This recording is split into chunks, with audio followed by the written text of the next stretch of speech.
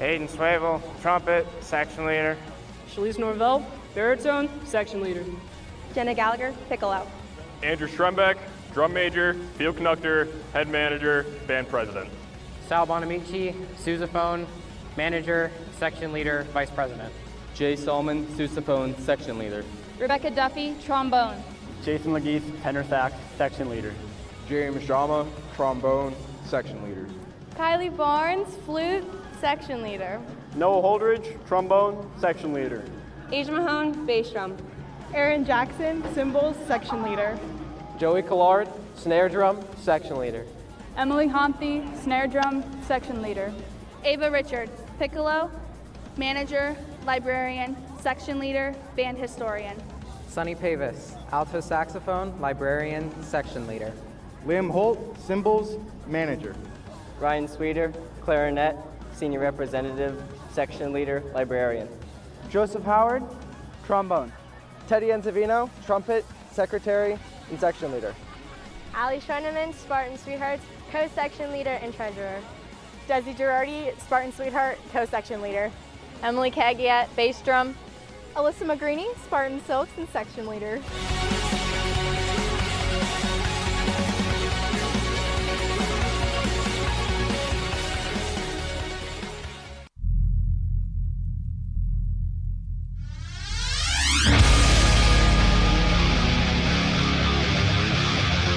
Welcome to Spartan Stadium for the 2020-2021 season.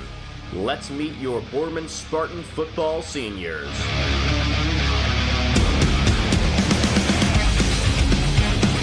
Ryan Henry, number 57, O-line, D-line.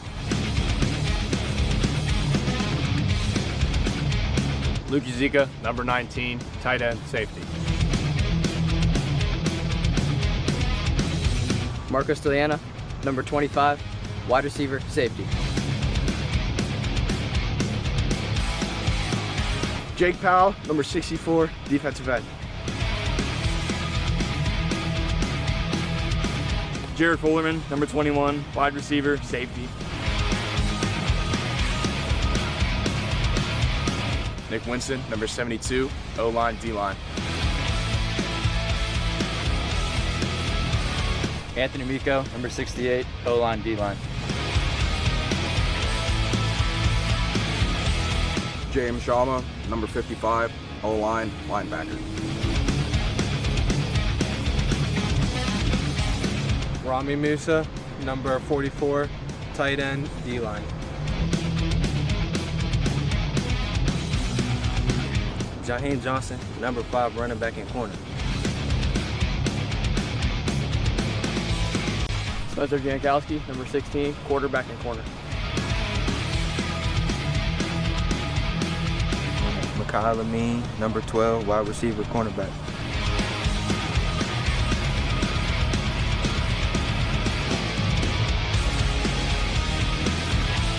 Nathan Fleming, number 22, tight end, linebacker.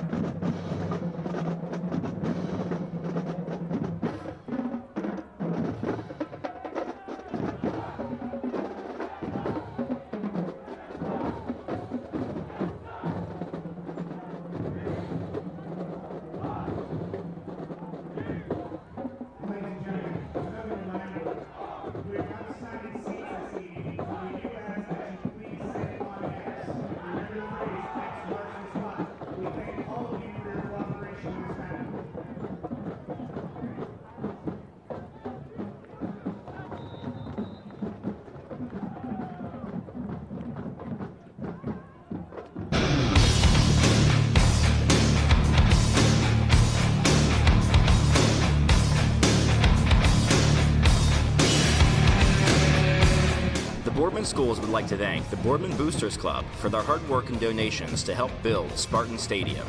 If you would like to support the Boosters Club, you can go to www.boardmanboosters.org. There you can choose if you want to be on the booster level, spirit level, or Spartan level. The Boardman Boosters' goal is to continue the support of Boardman and raise the bar for our athletics.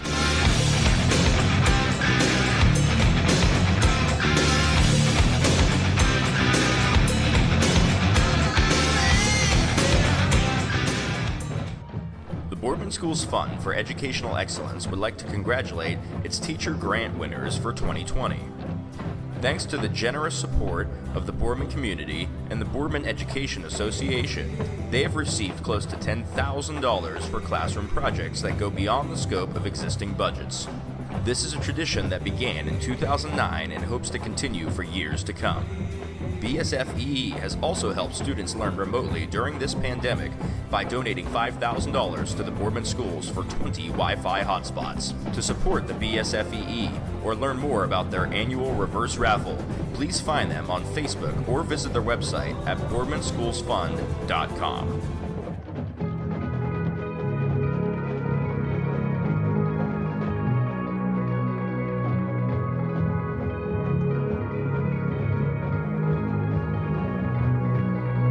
Never been safe, but I'll never come closer. Another year down and another year older. Hi, this is Bruce Flack, president of the Boardman Booster Club. Hi, I'm Tim Saxton. I'm very proud to be the superintendent of the Boardman local schools. You know, in the past, the Ohio High School Athletic Association has had a motto, respect the game. I think this year, we got to respect the guidelines. So while you're here today to watch a wonderful event, we ask that you respect the new rules in place. Because remember, this is about kids. We want our athletes to be able to play, we want our band to be able to march, we want our cheerleaders to be able to cheer, and we have a fantastic TV crews working behind the scenes that makes everything just look so good. So remember, respect the guidelines. This is all about the kids. Welcome to beautiful Spartan Stadium. My name is Cindy Fernback, and I'm the principal here at Boardman High School. We hope you enjoy this year's season of football and amazing marching band. Go Spartans! Good evening. I'm Mark Pitzer, the fire chief for Boardman Township Fire Department. Hi, Spartan fans. I'm Chief of Police Todd Worth. Hi, I'm Bernie Kosar, former NFL quarterback and proud 1982 graduate of Boardman High School. Good evening, Spartan Nation, and welcome to Spartan Stadium. I'm head football coach Joe Ignazio, and this is the house where our honor will always be defended, and we will fight to the end for Boardman High. Good evening, everyone, and welcome to Spartan Stadium. We are so proud of this beautiful facility we have here. We wish both teams the best of luck, and as always, go Spartans. Good evening, Spartan family. I'm Katie Fallow, Director of Student Services, and I want to thank you for being here tonight to cheer on our Spartan athletes, cheerleaders, and musicians. Times are uncertain, but the strength and resolve of Spartan Nation remains steadfast. Let's go maroon and white. The following items are not permitted within the stadium: outside food, drinks, and umbrellas. Please use a poncho. Also, noisemakers, cowbells, air horns, and special lights. To help with our safety first efforts, we do not permit re-entry. Please keep aisleways clear and no standing along railings. Alcohol and smoking of any kind is strictly prohibited on stadium and school grounds. Thank you for your attention and enjoy your night at Spartan Stadium. Hello, Spartan fans. Welcome to the 103rd year of Boardman Schools. I am Vicki Davis, and I'm here with my fellow board members, John Landers, Jeff Barone, John Frida, and Frank Zetz. We'd like to wish all our Spartan athletes a healthy and successful season. Go Spartans!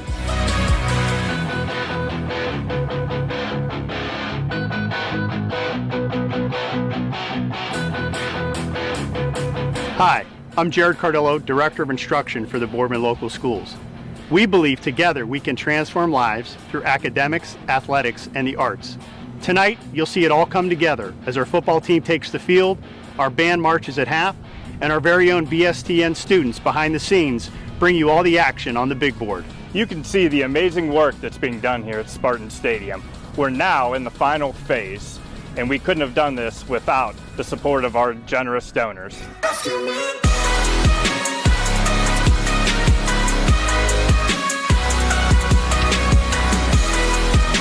I'd like to welcome you Spartan fans to the Boardman Spartan Stadium for the 2020 football season. So happy to be here.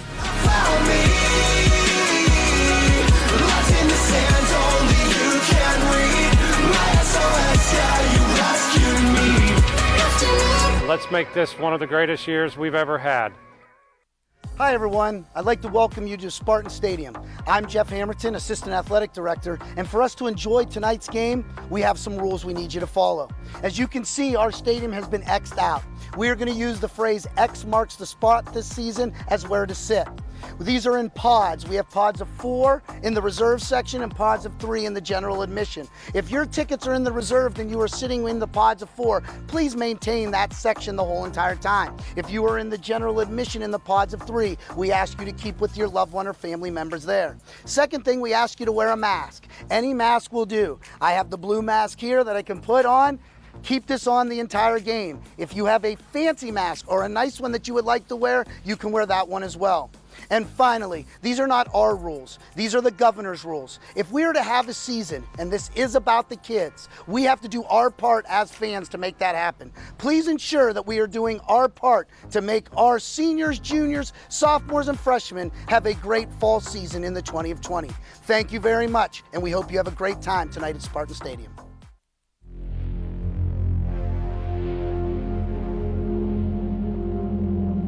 It's time to meet your 2020-2021 senior cheerleaders.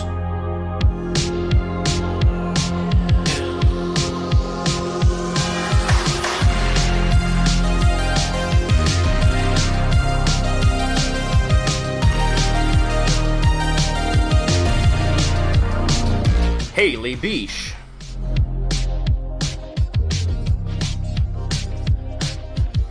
Gianna Chetsko. Lanny Kilpatrick. Tara Pasvanis.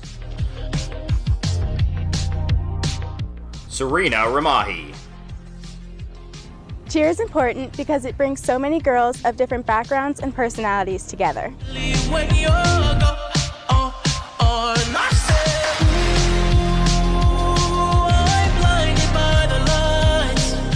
It gives us the opportunity to volunteer in our community and represent our school.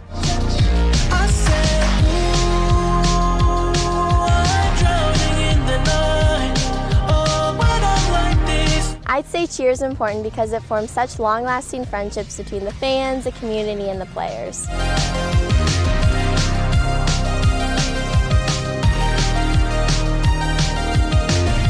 I think cheer is important because we get to carry on the pride and traditions of Boardman High School.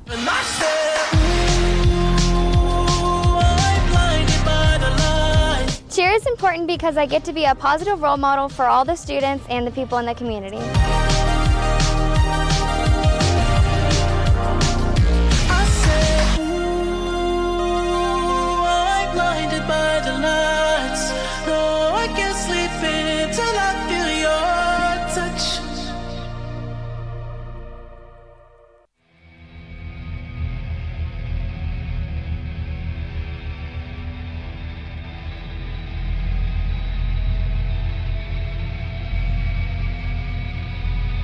Hi, I'm Chris Clonos, Director of the BSTN program here at Boardman High School. If you're with us tonight at Spartan Stadium, welcome. If you're streaming from home, thanks for tuning in. Everything you see here tonight is going to be directed and produced by the students at Boardman High School from freshmen to seniors. Let's check in with them and see what exactly it is that they do to bring you all of your Friday night entertainment.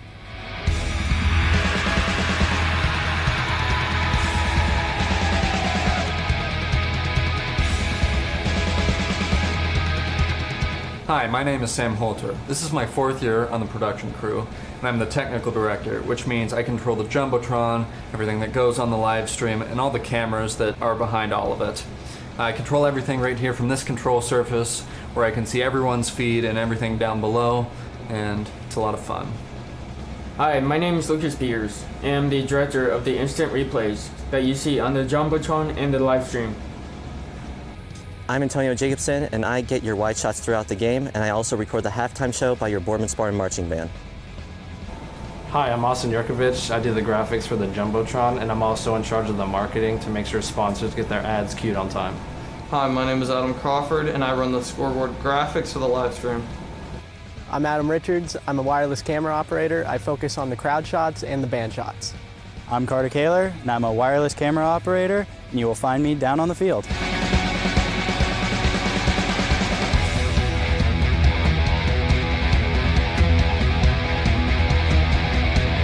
Hi, I'm Guy Tepsick, and I do the play-by-play commentary for the football games. I'm Santino Ancelilli, and I do color commentary. And we look forward to having you join us this season.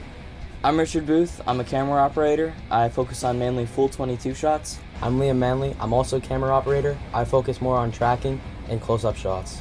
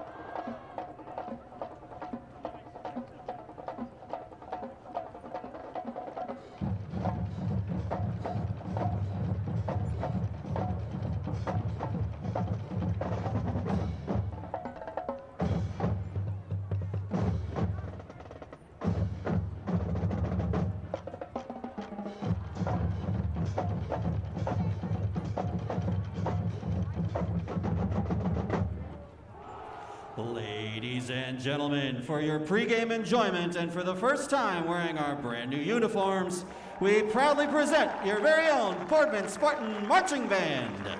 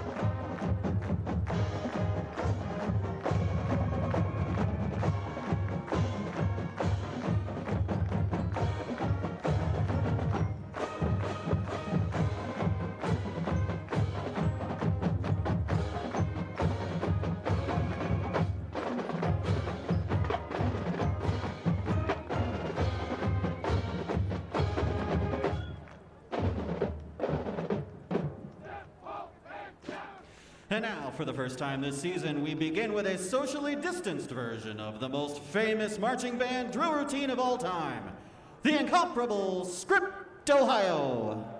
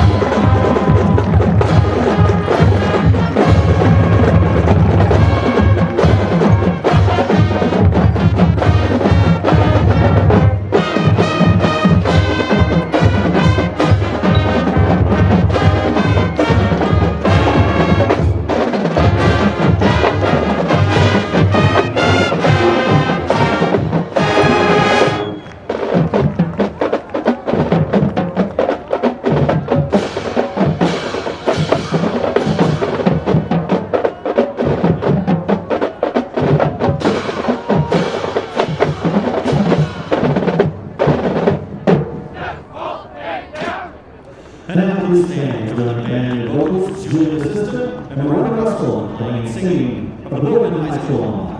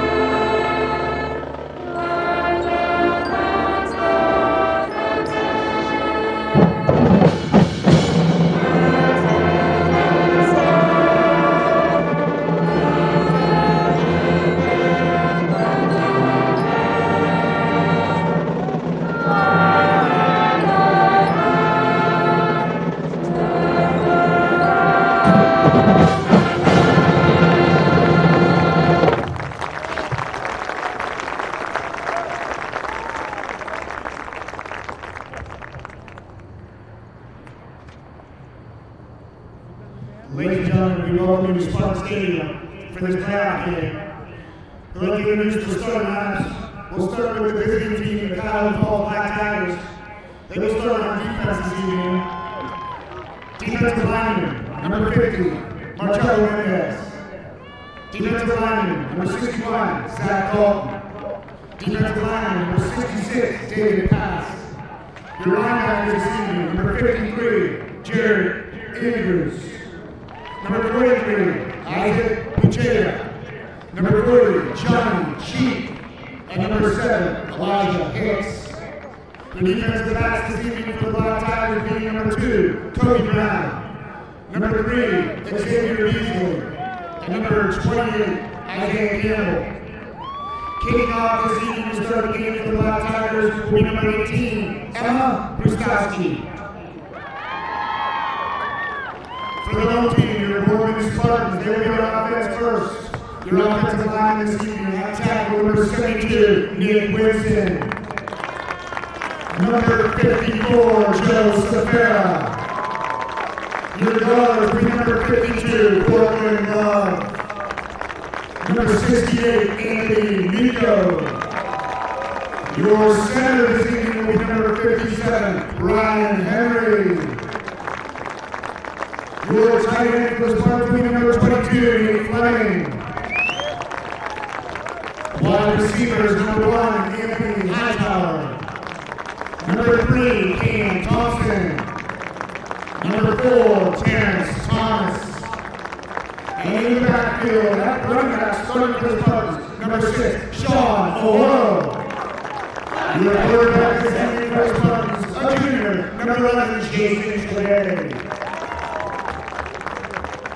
When the Spartans run defense, there's good out there. On the line, defensive ends, number 64, Jake Powell. 57, Ryan Henry. Defensive tackles, number 72, Nick Winston. Number 68, Anthony Nico. Starting linebackers, number 22, Nate Fleming. Number 23, Richie Evans. Your defensive backs for the Spartans, number 6, Sean O'Rourke. Number 9, Stephen Contal. Number 2, Braden Joseph. Number 4, Terrence Thomas. And number 1, Anthony Hightower. Your kicker this evening will be number 29, Carson Escott. He will also handle the penalties. And alongside will be number 39, Jeremy Hood. And holding on PATs and kicks will be Colin Thomas, number 10. Please remain calm. The end has arrived. We cannot save you. Call it a warning. This is hard.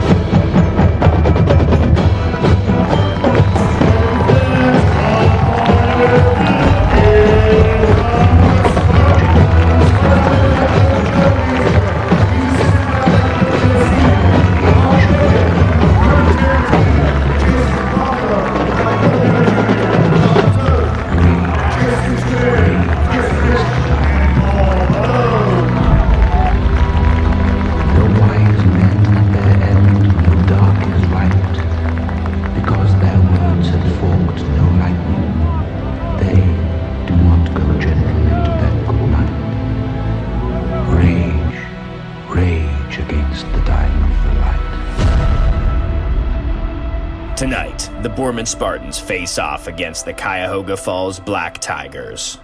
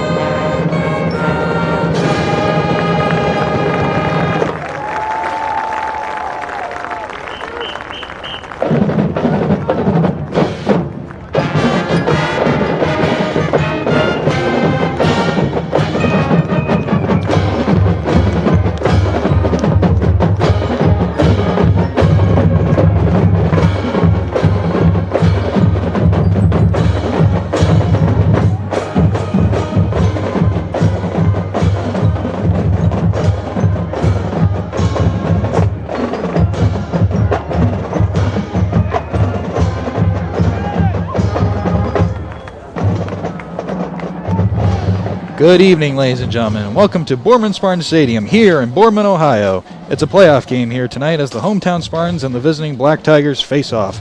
The Spartans are coming off a loss against their hated rivals, the Canfield Cardinals, 35-7, evening out their record to 3-3 on the season.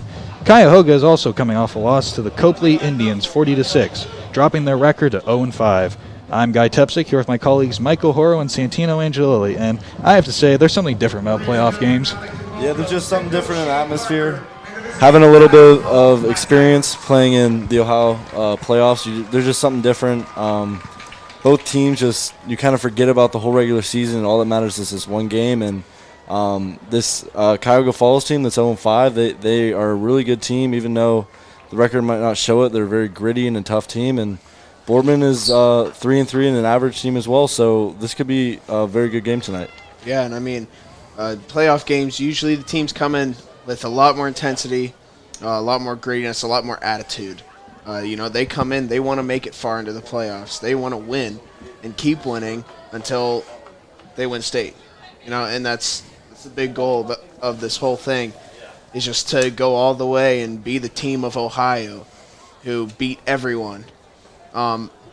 And fighting for that title is kind of just what pushes both teams and all players to just do their best and to just pound the other team into the ground. Yeah, and, there's just like the way that the playoffs are structured this year, especially, it's more of a bracket style. So there's not like, all right, we got to win 5 games to win it all. It's like you got to win every single week for about 8 weeks right now. And you really don't have any opportunity to mess up. So it reminds you of that March Madness feel where it can be any team. Doesn't matter if they're 0-5 or whatever. Like, none of the games before matter. It's just tonight, and next week will be just that night. It doesn't matter what happened prior. So I think we're in for a great show tonight. Indeed. Boardman won the toss, and they elected to receive. Kicking off for Cuyahoga is number 18, Emma Brostowski.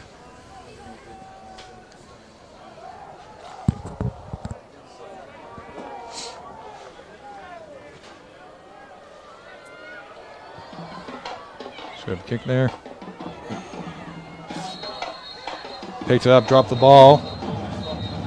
Waiting for a signal. And the Spartans recover at about the 40-yard line. And that's just like we were all talking about, is this team is coming out to win this game.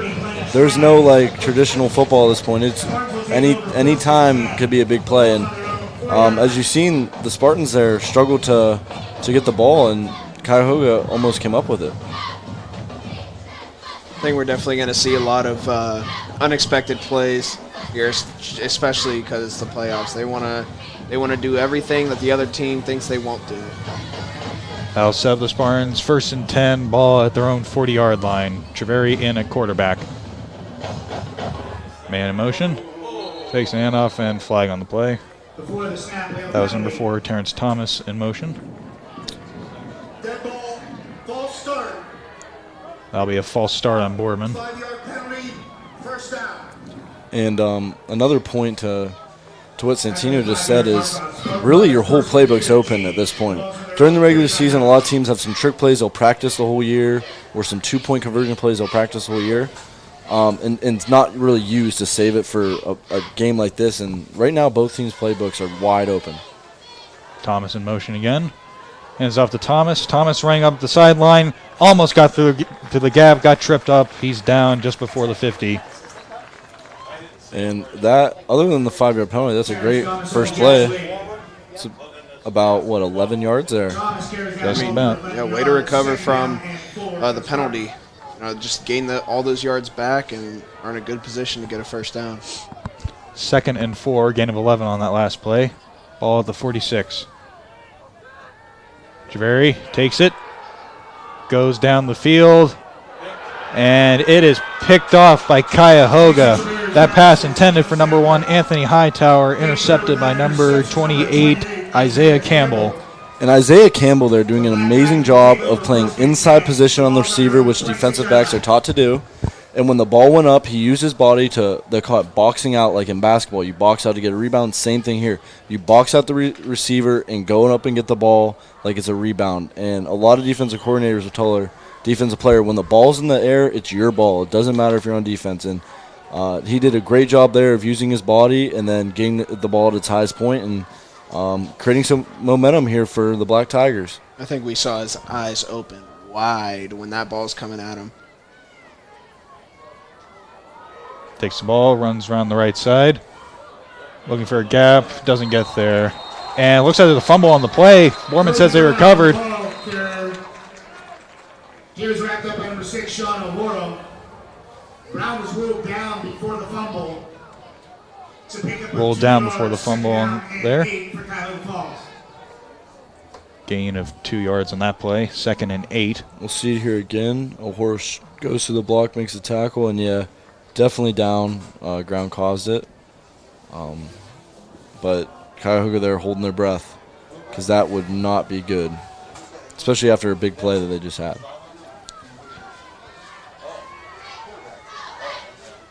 Hands it off up the middle. Nice tackle. Good tackle for the Spartans there. Nate Fleming doing a great job of using everything he can there. It looked like he pulled him down by his pants. And in a playoff game, you got to do anything you can. So great job there of not giving up on the tackle and making sure he got the ball carrier to the ground. It's number 10, Tyler Harris, in at quarterback. And it'll be interesting here as Cuyahoga is a big run team. But on your first third down in the game, it's about 3rd and 5, 3rd and 6, and you're a run-dominant team, but you might need to throw in this situation, so we'll see what they do.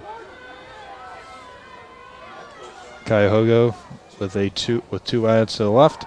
Harris takes it, fires over the middle, running down just before the 40. That was number 5, Christian Casto, on the reception. great play call there. As you see the replay, throwing a down the field screen right at the sticks, meaning right where the first down is, and getting just enough to get a first down. You don't necessarily need to take a big shot play or even get it to the first down. If you can get it right in front and he can make a play like he did there, it's just as good. So the name of the game is moving the sticks, and that's what they're doing so far on this drive. Yeah, you don't want to risk anything this early in the game. You just want to get short yards, first downs, keep driving down the field. Takes it, running around the left side. Brought down just before the 45. That was number 2, Kobe Brown on the carry. Brought down by number 6, Sean O'Horo. And Kobe Brown seems to be that type that the Spartans had earlier in the season with Terrence Thomas at quarterback, where it's one of your better athletes, if not the best athletes, and you're going to use your running back, the lead block, to have an extra blocker on the edge and just have a really good athlete follow him, and that really helps your run game having an extra blocker in there. Gain of 5 on that last play. 2nd and 5. We got the reverse. Brought down just at the 45. Christian Casto carrying the ball on that play. And as you see, as you're starting to see the game develop a little bit, even though it's early, just watching film from the week prior, they seem to almost be a modern-day wing T, as they're using wide receivers out wide in motion and then those short flip passes forward where it's considered a pass, but it's still the same concept of misdirection in the backfield, making the defense guess. And there we see it again. Complete shift here. 3rd and 2. Harris takes it, hands it off, up the middle, nice run. That'll pick up the first down. That was number 2, Kobe Brown on the carry. We will see the replay. The Spartan defense is built to have their defensive tackles create chaos, essentially, up front, causing the middle linebackers to be able to come and make a play. But on that play, this Cuyahoga team, their O-line is doing an amazing job of opening up gaps, meaning creating holes for the offense to run through, and moving the Spartan defensive tackles out of the way, along with getting to the second level and blocking the linebackers. 1st and 10 for Cuyahoga. 7 minutes and 21 seconds left to play in the first quarter. Brown takes it, looking for a gap, gets knocked just before the line of scrimmage. You can definitely see there Spartan defense up front, especially pushing Cuyahoga Falls O-line back, not giving anything up, opening up everything for the linebackers, and being able to get that tackle before he can get any yardage at all. That was a great job by the Boardman defense. I agree, and having a big hit like that by Sean O'Horo, and that being another tackle for loss for him, I think he's leading the team in tackles and tackle for losses this year, and creating a big hit like that will set the tone for the defense, which is what he needs to do this week. Hands it off. No gain on that play. That was number 28, Isaiah Campbell on the carry. Isaiah Campbell. And that is 2 tackle for losses in a row by this Boardman defense. And, let me tell you from experience, that is demoralizing for an offense, especially in a playoff condition after having a really good drive going up until this point. The Spartan defense, again, showing the resiliency throughout the whole year, and they might give up a little, but again, they'll bend, they won't break, and they made 2 great plays in a row there. 3rd and 12, ball at the 48. Harris takes it under pressure, tries to get it away, lands to the ground, went through the receiver's hands. And it seemed like they tried to set up a screen there, which, as you would expect on the defense, usually on a 3rd and long, you'd expect a pass. So your defensive backs are back deep. So what the screen does essentially is lets the defensive line up, and you put it right over their heads, and the running back has space to work with since the defensive backs for the defense are back deep. But just not a great throw and not great execution. Cuyahoga punts the ball away. Ball bounces just out at about the 18. Cuyahoga Falls taking a significant amount of time off the clock. and that just gives, although there's still a lot of time left, having that time management, having the ball for that amount of time will just take away from the other team's opportunity to do anything, especially later in the game at the end of half. Located on Market Street in Boardman, Davis Becker Funeral Home is one of the leading caregivers in our community. We have built our reputation on compassion, honesty, and fairness to all we serve. First down for the Spartans. Thomas takes it, running around the left side, looking for a gap, can't find it, brought down. And it looks like they have Terrence Thomas back at quarterback, which they've had a lot of success running the ball doing that this year. But Cuyahoga Falls did an amazing job there of what they're taught to do as a defense is when the offense is running laterally, you want to string them out, meaning push them laterally, sideline to sideline, because you're not gaining yards that way. They're not getting north and south or gaining momentum forward. And they did a great job only giving up 2 yards to an elite player in Terrence Thomas. Second down and 7 for the Spartans. 5 minutes in the first quarter. Hands it off to Horo up the middle. Horo cuts the left side. Flag on the play. He's still going. Down just before the 30. And that is a great first run for Horo to start the game, but it looks like Cam Thompson, he was having a great block, and there was no need to hold there. But that's what, again and again, has killed Boardman throughout the years. Unnecessary penalties that just are not needed. You're out of the play at that point. Just put your arms up and don't hold. The penalty holding against the Spartans. Just a devastating penalty, setting back that huge run by Sean O'Horo. Just another demoralizing thing for a team, especially in a playoff game.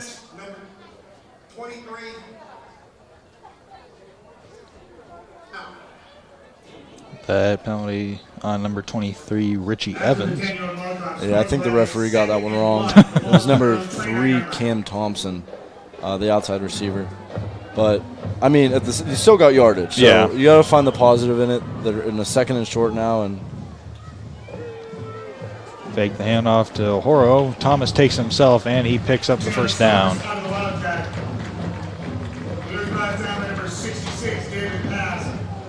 This Cuyahoga Falls defensive front is playing very well tonight.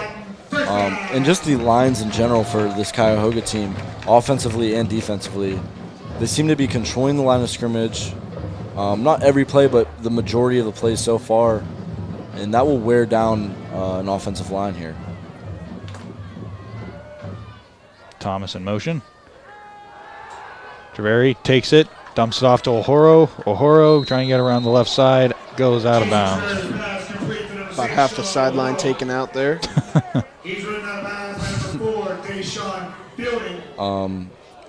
And once again, you don't need these big plays that seem extravagant to win a football game. It's those small plays where now you're in a second and short, and if you want, you can take a shot and still have a third manageable.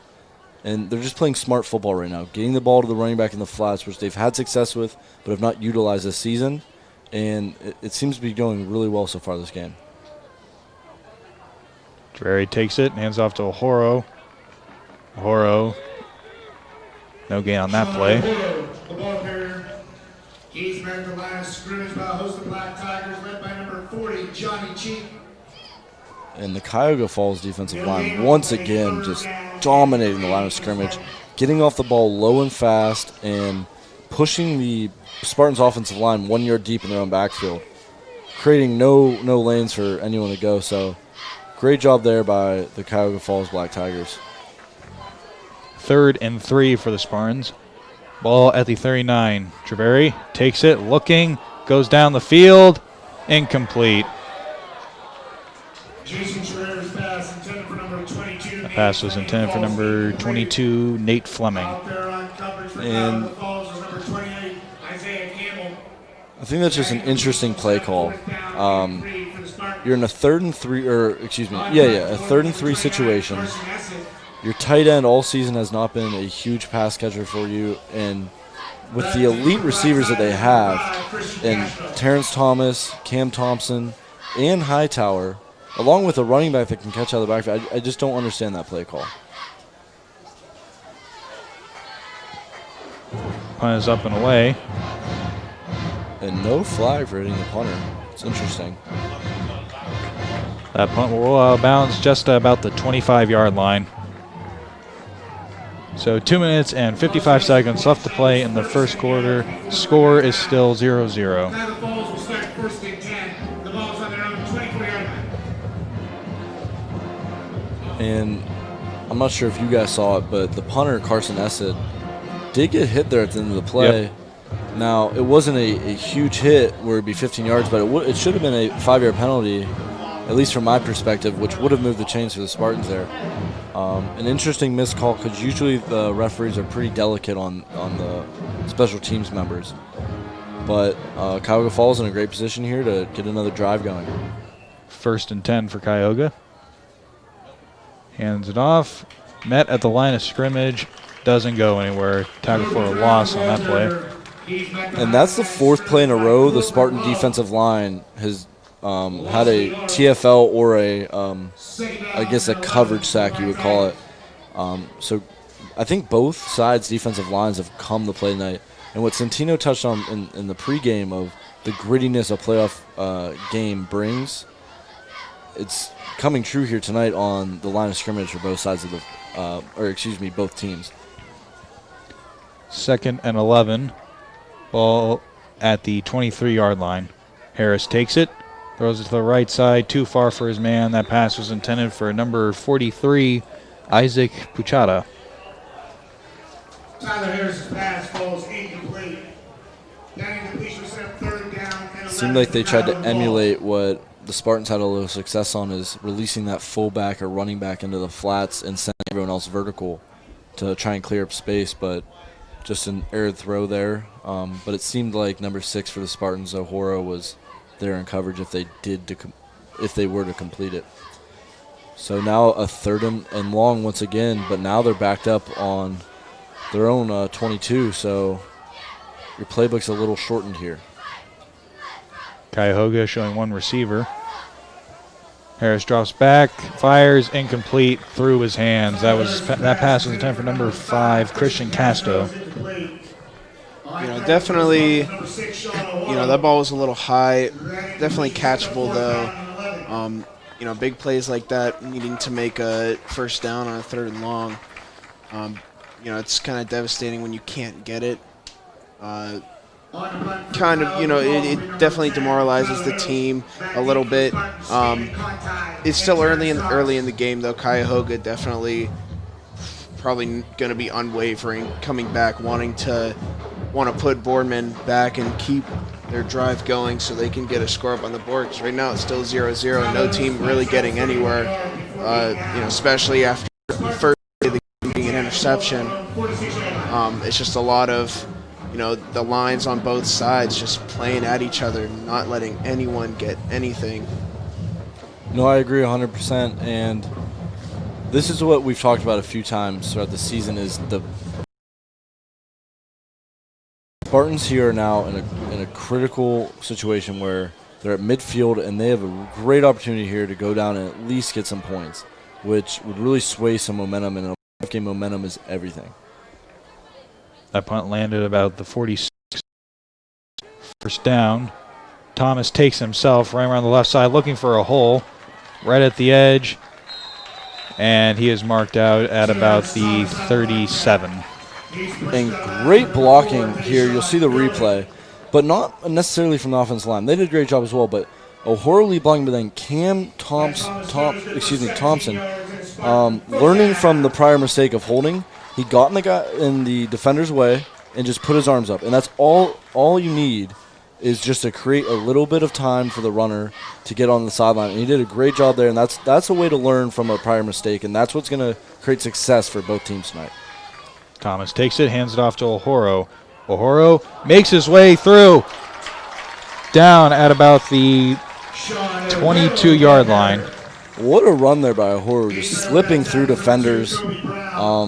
And I think yards after contact there may have been about 11 yards from initial contact. So great job of just weaving through. You'll see it here again. First made contact -1 and just kept slipping tackles and driving his feet forward. So great job by the offensive line there, and O'Hara as the running back. Spartan showing a 3 wideout set. Thomas fakes a handoff, takes himself, running around the left side, looks for a gap. He will run into the end zone, but there is a flag on the play.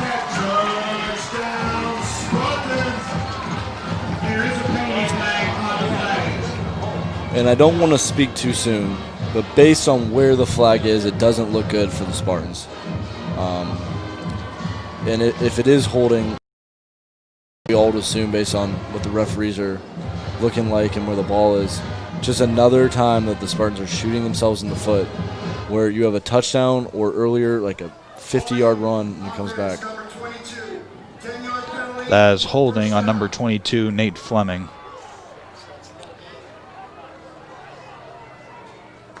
That'll knock the Spartans back to the 33-yard line, 1st and 20.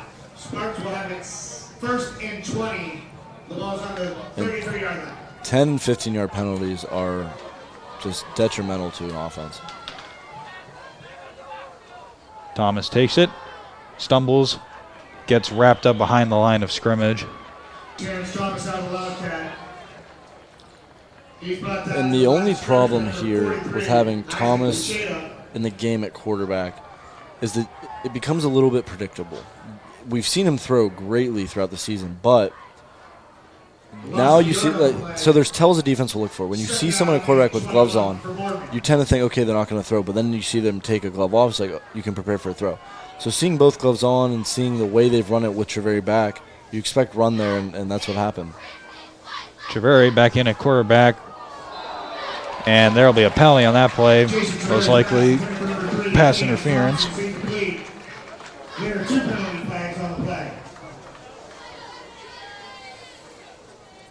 Looks like 2 penalties on the play, waiting for the call from the official.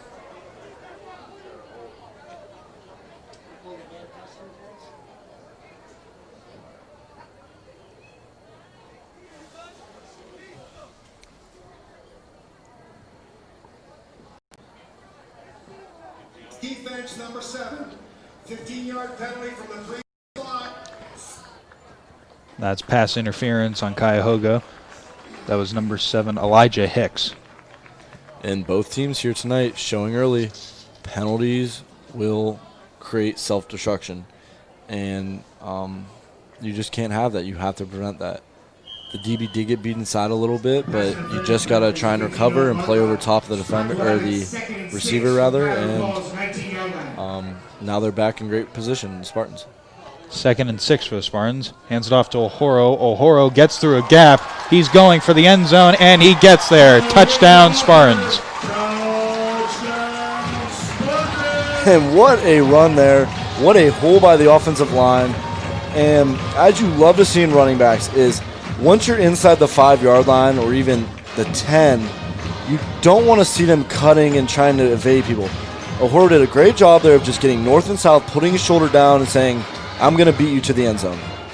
That Spartan touchdown was brought to you by Boardman Perry. Boardman Perry, a certified public accounting firm headquartered in Canfield, Ohio, with other offices in Ohio and Florida, provides the highest quality accounting, tax, audit, and business advisory services to our clients.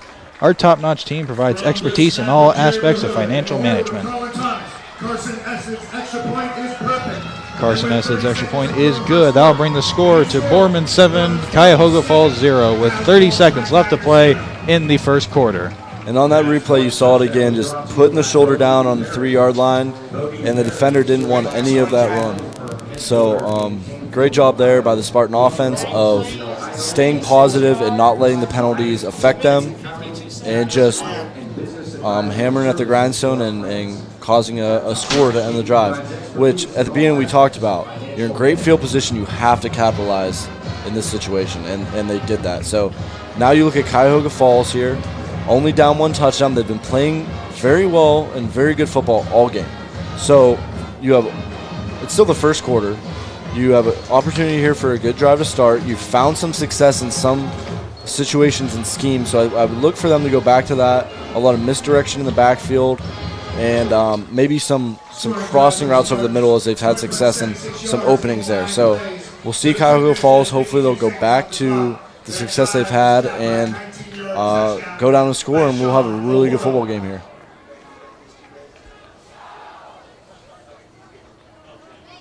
Kicking off for the Spartans is number 29, Carson Essed.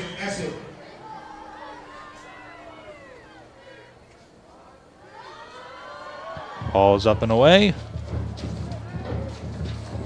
Fielded in the end zone, and that'll be a touchback.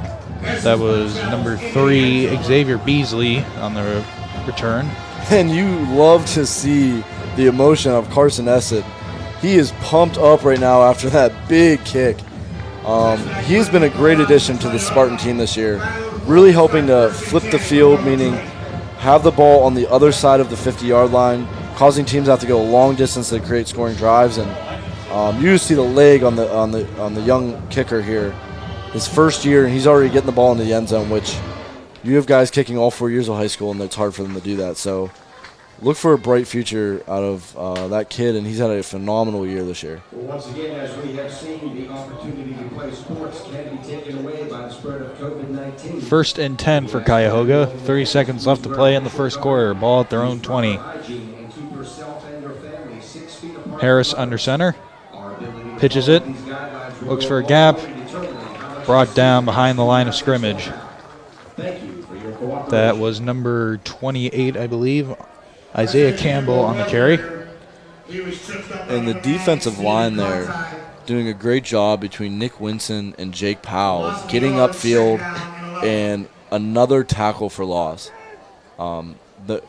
In the past 2 drives, this Cuyahoga Falls team has really been going the wrong way. A lot of negative plays, and it seems like they're starting to get away with what they had success with early. So I really think they might need to go back to that.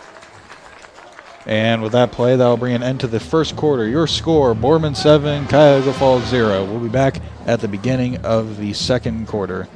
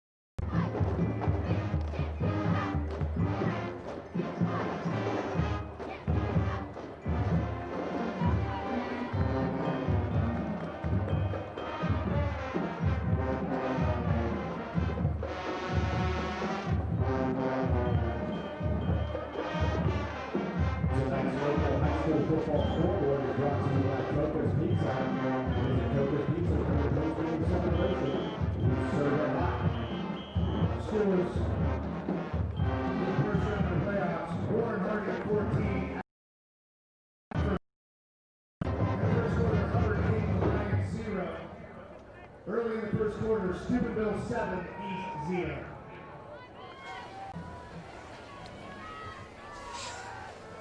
Harris takes it, looking, scrambling, fires it, through his hands, almost caught it. Well, what an interesting play to start the second quarter. Quarterback showing great mobility there, going left to right, and then backing up, making a hard throw downfield, which actually was pretty accurate. But then I think that was Jaheim Johnson who made a great break on the ball, but almost too much of one, tipped it up, and then the receiver almost comes down with it. So that could have went either way in about 3 different situations there. 3rd and 11 for Cuyahoga. Ball at their own 19.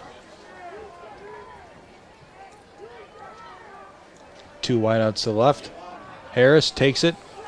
Tipped, almost picked off. That was number 64 of the Spartans. Jake Powell tipping that. And right there is how the captain should act. Making a great play, getting upfield penetration to start with, beating his man one-on-one, and then having eyes in the backfield past what you're doing initially, seeing the ball, and then getting his hand up. Because it looked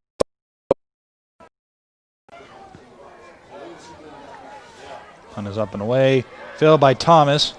Runs around the right side. He's got a lot of green in front of him. Can he go for the end zone? He's got one man to beat. Cuts through the gap. He makes it.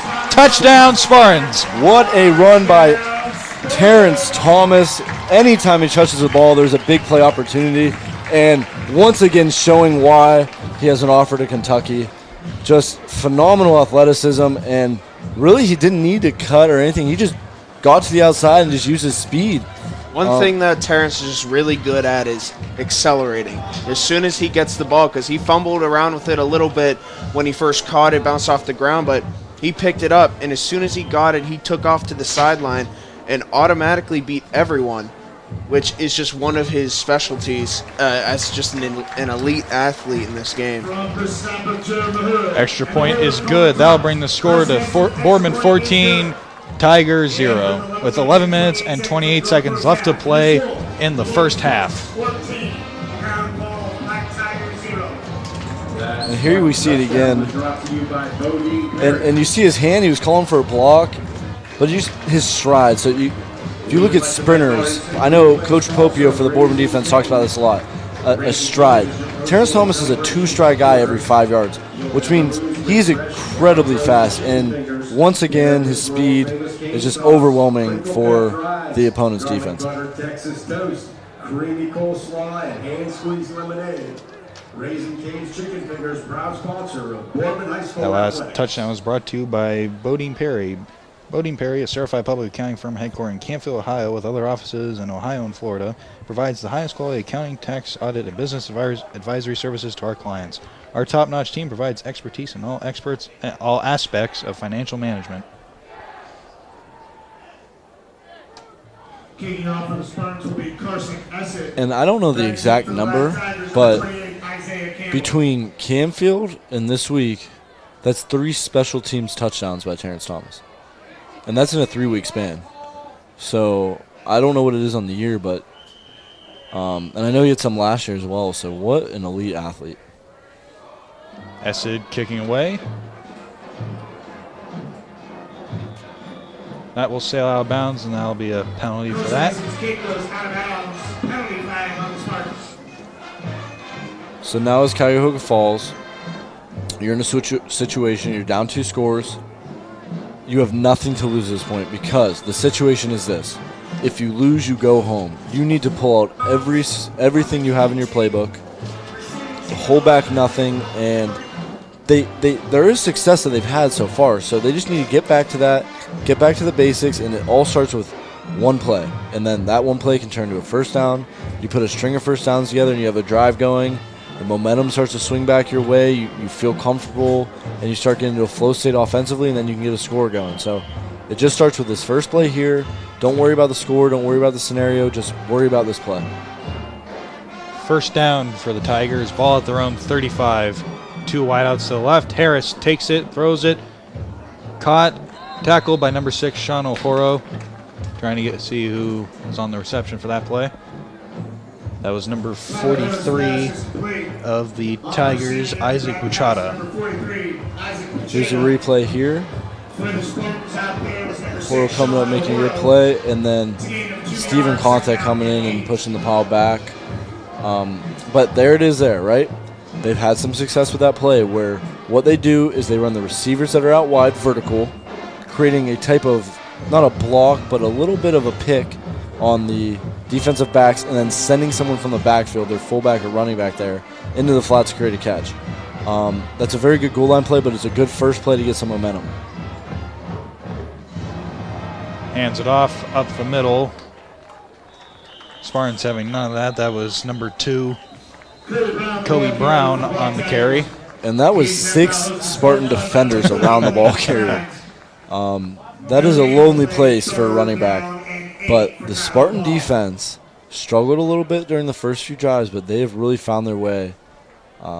As the Cuyahoga Falls offensive line is starting to reel here, they just need to relax, breathe a little bit, and just focus on the next play. Don't worry about everything that's going on. It doesn't matter if it's a playoff game. It doesn't matter you're down 2 scores. All that matters is this play. And if they can do that, they might be able to get something going. It's 3rd down, though, so they have to get about 9 yards here. Hands it off to number 5, running around the right side, gets through the gap. Brought down at the 40. That was number 5, Christian Casto on the carry, but there's a penalty on the play. There is a penalty there, so probably coming back. But what athleticism here. Just trying to weave right through where the holes are, and that's a great third down play. And misdirection as well. They had the backfield moving left, but then they had one of the running backs going right and giving him the ball. So the misdirection, almost modern wing T style offense is really going to work for them tonight. They just need to keep hammering that and stay true to themselves.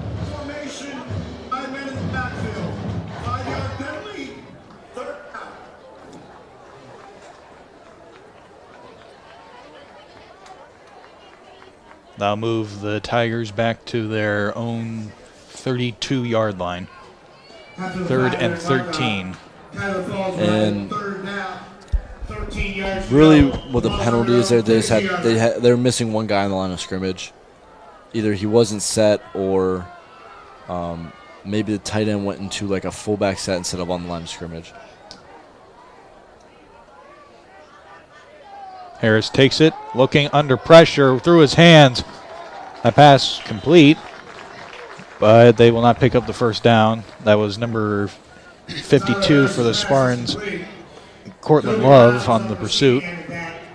Cortland Love is a great player for the Spartans. He just got a Division I offer as well from Eastern Kentucky, a FCS school, right by the University of Kentucky where Terrence Thomas got an offer from. So potentially could be neighboring schools in the future. But again, another big player for Boardman, getting upfield, recognizing screen, and stepping back and creating disruption with the ball.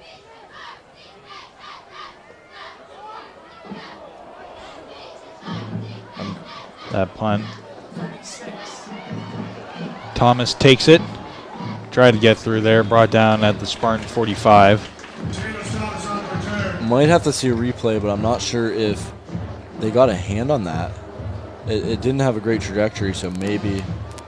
But again, Terrence Thomas, we'll see it here, and I think he may have got a hand on that just looking at the ball spin and the trajectory of it. But look at Terrence Thomas here, getting out wide, recognizing the outside isn't there, and being a smart football player, sticking his foot in the ground, and getting 10 positive yards. And those are the hidden yards that Jim Tressel talks about and Urban Meyer talks about. If you add up all the hidden yards in the game, so if he were to go outside and get tackled, that's negative 10. You add all those up at the end of a game, it's over 100 yards. So right there, that's a whole first down that he just got for the Spartan team. Out comes the Spartan offense. First down, ball at their own 45 with 8 minutes and 35 seconds left to play in the first half. Javeri takes it, hands it off to Ohoro. Ohoro diving for a few extra yards, gets down just before the first down. Great run there by Ohoro. Lost his footing, didn't give up on it, put his hand in the ground and just extended out and dove just to get as many yards as he could. And now in a second and short. Second down and 4. Treveri fakes a handoff, goes down the sideline. That pass is complete. That is, I believe that is Hightower on the reception. Hightower goes down, or that's Cam Thompson. What? Goes down the sideline, touchdown, Spartans. What a play by Cam Thompson. You could see the throw was a little bit behind Thompson, and he still caught it, had one defender to beat, kind of stutter-stepped him, and put a hand in his face and went straight for the end zone.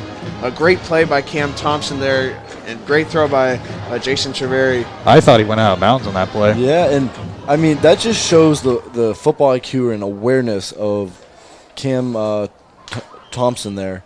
Earlier in the game, he had the holding. The very next time he had to make a block, put his hands up, and he learned from it. And then there, showing more football IQ. Usually a defender is going to think you're not going to go to the sideline, so they're going to try and protect him where all the field is. Cam, using that to his advantage, and we'll see it on this replay, is he takes a step in, a juke move in after he catches the ball. We'll see it right here. To move the defender and then gets right down the sideline, a strong stiff arm, moves the ball to the left side so it's towards the sideline, and then gets into the end zone. Just phenomenal athleticism and just great football awareness there. And then a great overall play by the entire Spartan offense.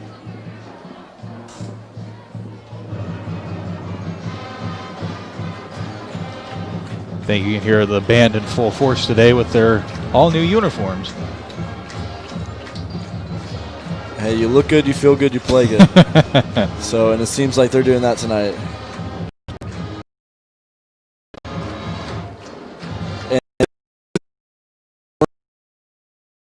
Spartan team we'd see. They've played 6 games, they're 3-3.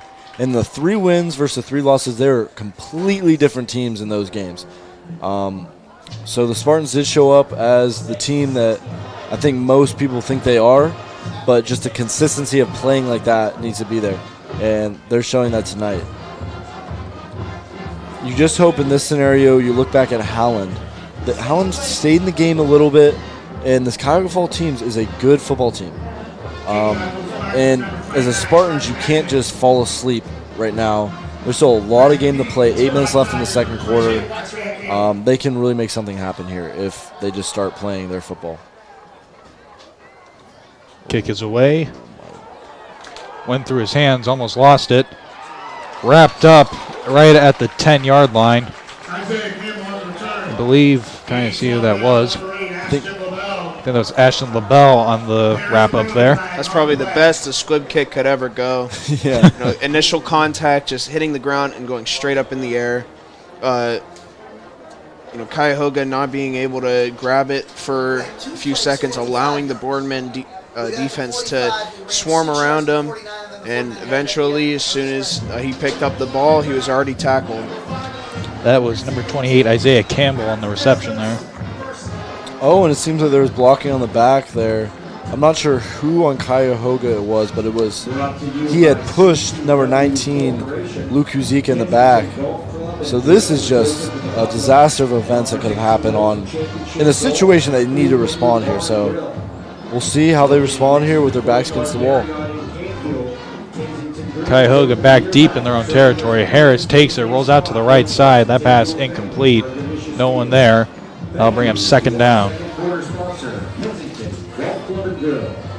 Brought to you by CTW Development Corporation. Kensington Golf Club and Grill is open to the public and offers 18 holes of championship golf and a full menu bar and grill. Located next to the Courtyard Marriott in Canfield, Kensington Grill is open year-round, serving as the perfect game day spot or place to take your family for a delicious meal. And now in a second down situation for the Black Lions.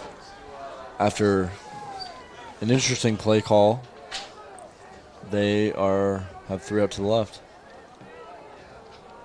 Run around the left side, that's Campbell. Campbell wrapped up about the 15. Isaiah Campbell on the Wildcat. Great job there by Campbell running the ball. As you'll see it here once again, follows his blockers, makes a cut up field as the Spartan defender Luke Uzika got too far into the backfield, and then was 1 tackle away. If Marco Cilion didn't come there, that could have been a 95-yard touchdown run, because that kid has speed, and he was to the outside with just 1 defender to the beat. And that could have put them right back in this ball game. Creates momentum, and now they have a good drive going. Not drive yet, but a 3rd and 1 and a 3rd and manageable.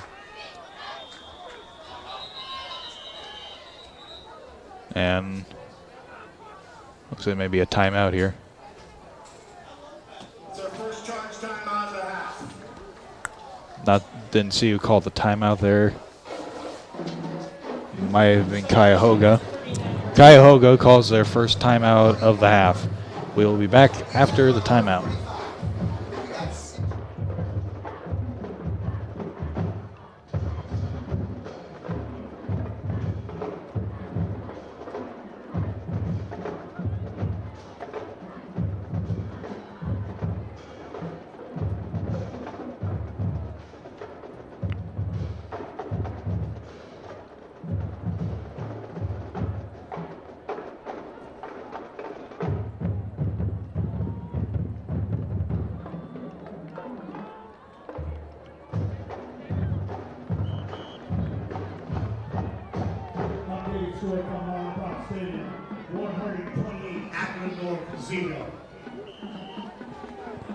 That football update is brought to you by Coca's Pizza.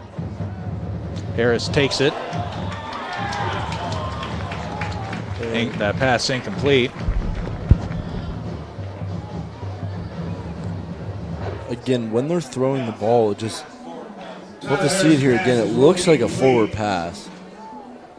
Yeah, it is technically it's a forward pass. It was a pitch motion, but the ball carrier that you're trying to get the ball to was in front of them, therefore being incomplete. But just the play calling right now, it seems like they're trying to find their identity tonight, and they're trying a lot of different things, which in this scenario, it's like, hey, you got to do what you got to do. But just not finding the rhythm yet. And with 6 minutes and 56 seconds of the first half, we have a timeout. Spartans use their first timeout of the half. And the Spartans use their first timeout of the half with 6 minutes and 56 seconds left to play in the second quarter. We will be back after the timeout.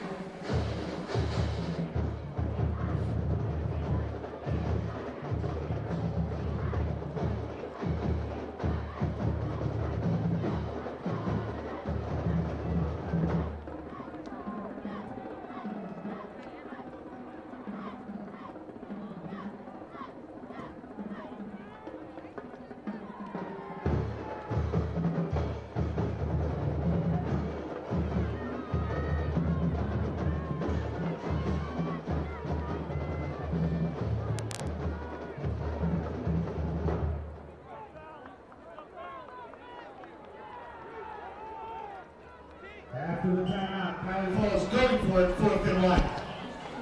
Looks like Tigers will go for it here. 4th and 1. Ball at their own 15. That is the punter back there, so quick kick it seems like. Thinks somebody might have blocked the ball with their body a bit. That ball will roll just past the 50. And it looks like the ball lands at the Spartan 49. So a good play call there by the Black Tigers. You line up in a formation that seems like you can go for it, which you can. And then right before you call the snap, the quarterback, who's also their punter, at least in that formation, just takes 2 steps back, catches the ball, and has a quick kick. And that way you can't risk a return by Terrence Thomas, which is what they want to do. They'll keep the ball away from him as much as they can. First and 10 for the Spartans. Ball at their own 49. Treveri fakes the handoff, throws it to Thomas. Thomas around the left side, looking for a gap, wrapped up, brought down. That's about a 4-yard gain on that play. And it doesn't seem like much, but Terrence Thomas finding a way to get positive yards where there wasn't much to do anything. And just a testament to him being the player that he is. And by doing that, it spreads the box out for Cuyahoga, creating it harder to stop the run. 2nd down and 7. Hands it off to Ohoro. Ohoro fighting for extra yards. Brought down just about the 45. Gain of 3 on that run. Great job to the Black Tigers by just kind of piling up at the line of scrimmage there, but Sean Ohoro is a very relentless runner. He runs through. You can see he was dragging Black Tiger players at least a few yards. It's just kind of the running back that he is and that he's made himself to be over the season. Ohoro carrying the ball in that last play. I believe they marked him short. Very close, and they'll stop the game to measure it. And from our perspective, I think it seems like he got it, but it's hard to see unless you're right where the chains are at. As Nate Fleming gets on the ground to try and get a good look. They will measure it.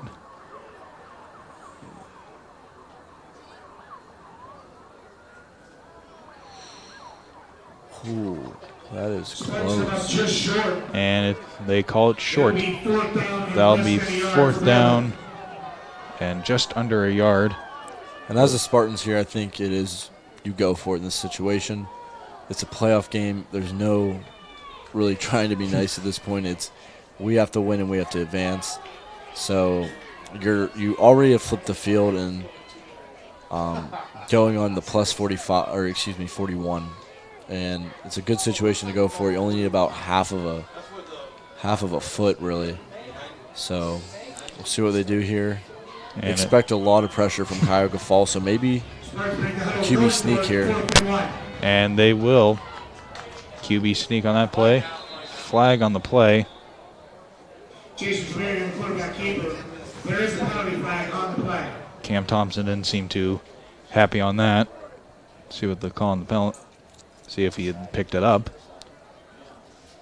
I don't know what the flag could be other than maybe someone not being set.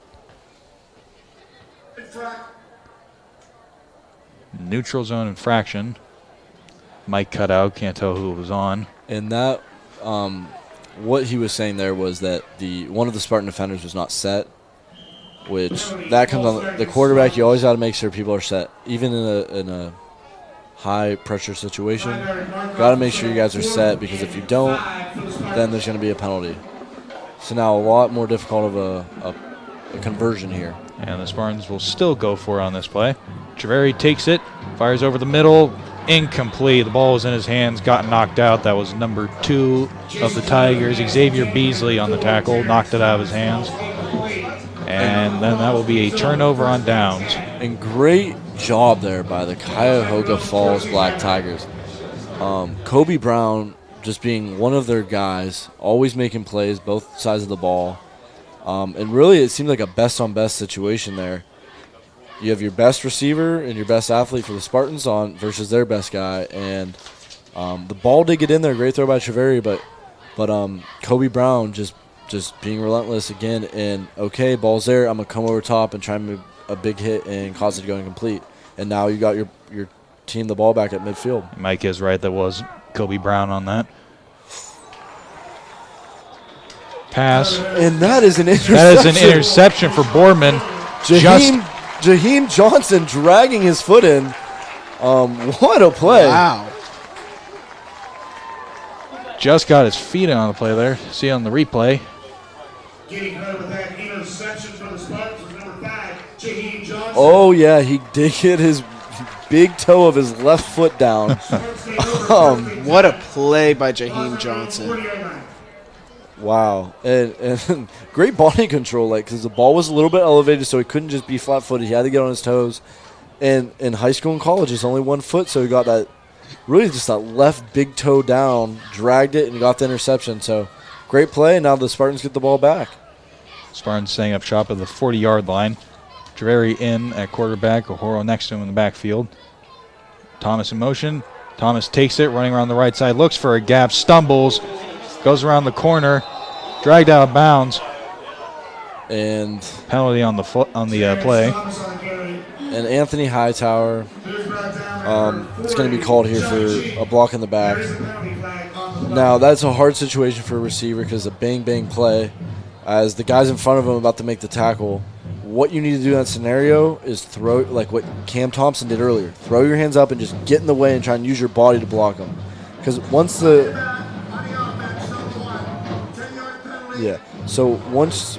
referees see those hands and arms get extended forward, they're going to throw the flag.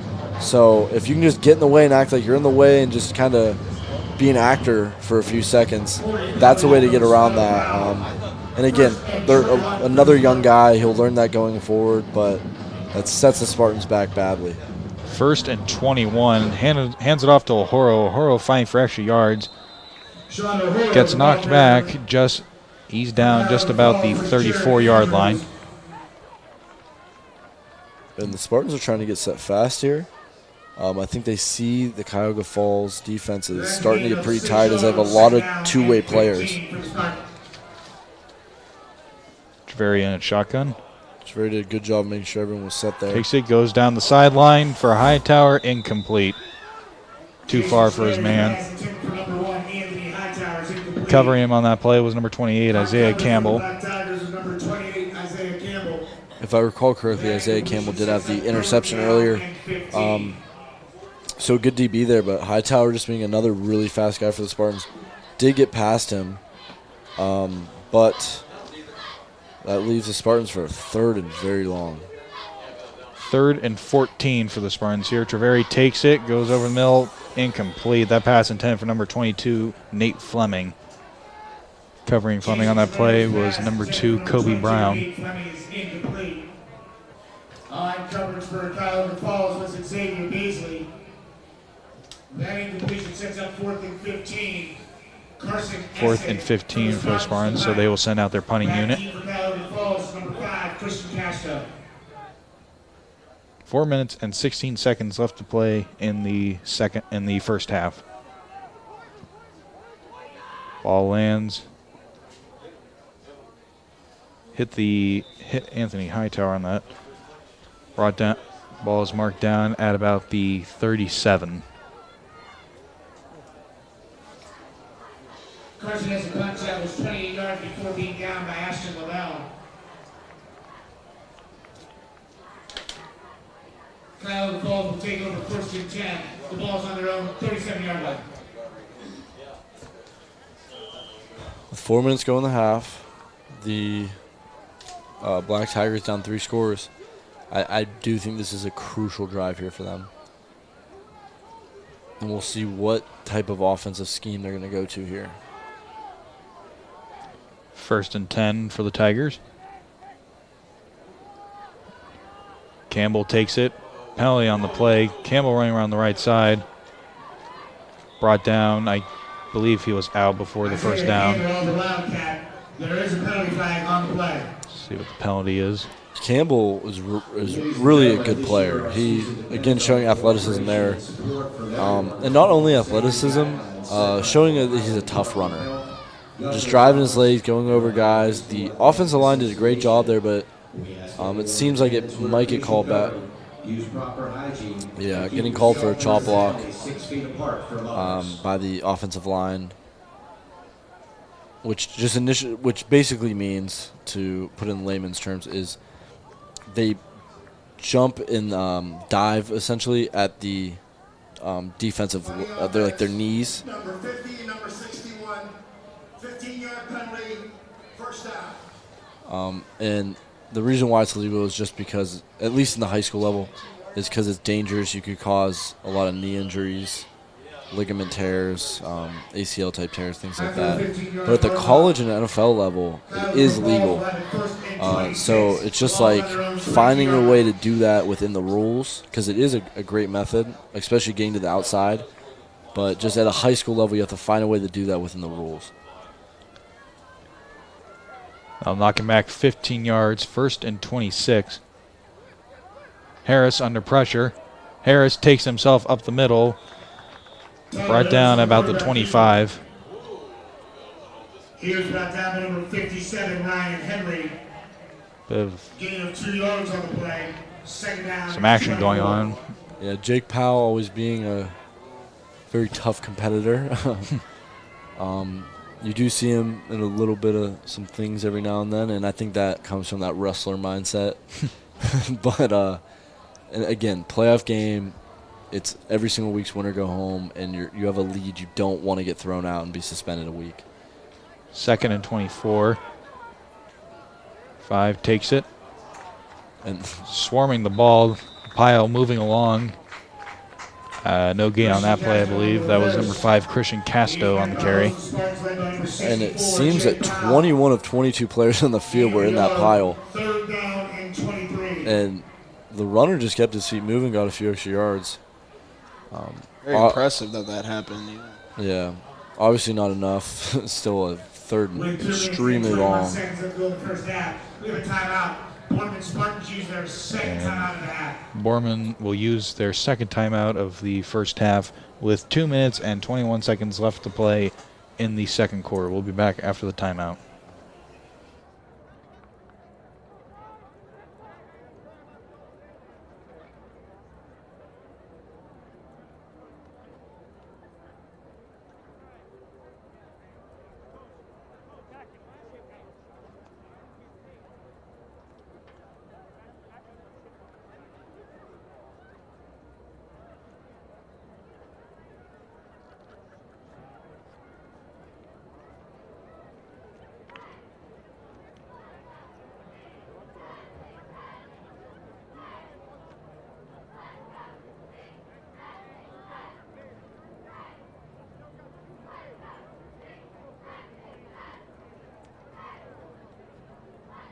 Updated scores from the playoffs. In the second quarter, Warren Harding 42, Akron North nothing. At the half, Cheney 0, Akron Coventry 0. Steubenville 21, East 6.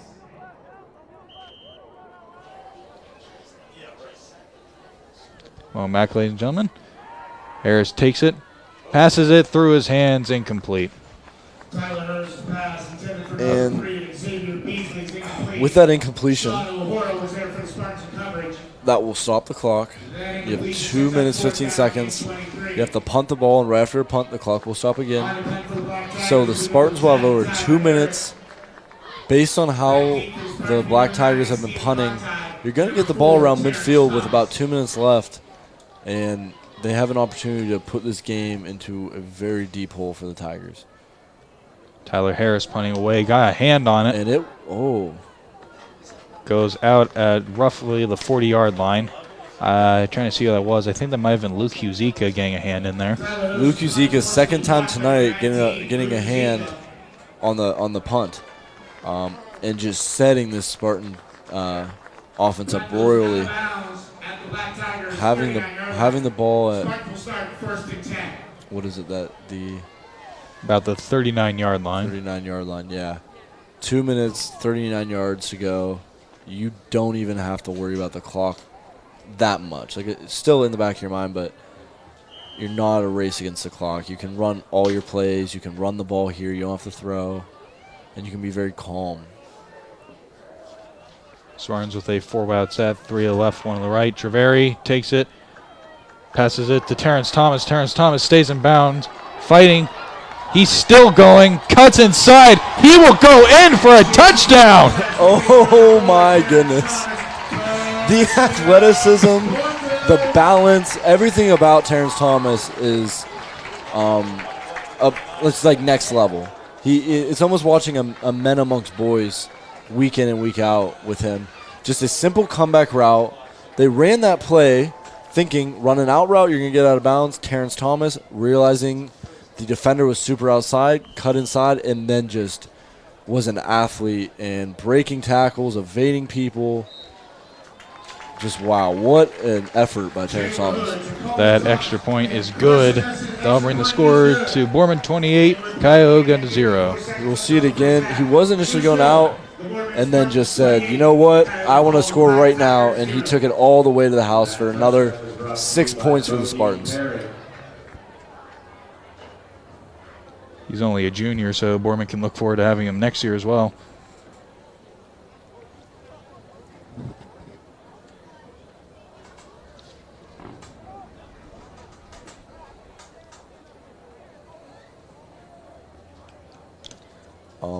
And this Spartan team has a lot of young talent that will be back next year. You look at their starting skill positions, quarterback junior, running back junior. Every single wide receiver is a junior. And all of those players, excluding Treveri as the quarterback, play on the defensive side of the ball. And I think almost all of them start as well. So you're going to lose a few seniors, but really it's just you're going to have everyone back the next year. And then they have a tough freshman team as well that will help to contribute, along with the sophomores that will have another year to develop and mature. So success is definitely in the eyes in the future here for the Spartans. Kicking away for Spartans, number 29, Carson Essed. 1 minute and 54 seconds left to play in the first half. So a squib kick there. Fielded at the 25. That's Casto being pursued. Brought down at the 28. And if that would have been one of, if that would have been Kobe Brown or one of these super athletic guys like Campbell, someone like that for Cuyahoga in that situation, he may have got to the edge there and could have been a big play for them. But the Spartans scoring so soon gives a lot of time for Cuyahoga to make something happen here. Again, they have 2 timeouts. That's very good field position considering what they've been dealt all night. And again, your whole playbook's open. Trick plays, empty sets, whatever you need to do to score here before half. If you score here right now, it's a 3-touchdown game. And in high school, like we've seen many times before, and even the Browns this past weekend, that does not mean anything. That pass deflected. Jake Powell once again making a huge play. Looks like a bit of a confrontation going on, and there is a flag. Looking like it's going to be unsportsmanlike conduct. That was, I think, Jake Powell trying to see who the Tiger player was. And something that we mentioned last drive again with Jake Powell is you don't want to have those penalties. If you have I don't know what the exact rule is, but if you have a certain number of those personal fouls, you're out of the game and suspended the following week. I believe that the Tiger in that confrontation was number 66, David Pask. Waiting for the signal from the official. Red ball, personal foul, offense number 66, half the distance. Personal foul Second down. on the Tigers. That was number 66, David Pask. And that'll move the Tigers back. Looked like it was Jake Powell who was able to deflect that pass, and I think when he went up to go catch it, I think that's when Pass just kind of pushed him over, and I think that caused that little scuffle there. That's just something you don't do. Even if the person you're blocking is jumping in the air to deflect it, that's not. You don't flip them over and slam them. That's a personal foul. That'll send you back far and almost in an unmanageable distance away from the first down. And again, like, as the offensive line, you want to always attack, and I don't think it was during the play. Like, it's a good play by the O-line. Like, you want to, oh my God, Jaheim Johnson almost again having a interception. But back to that previous play, you're taught as a D-line not to ever really leave your feet unless it's a situation like that, because you leave your feet, you lose your footing, and you're going to get pushed to the ground.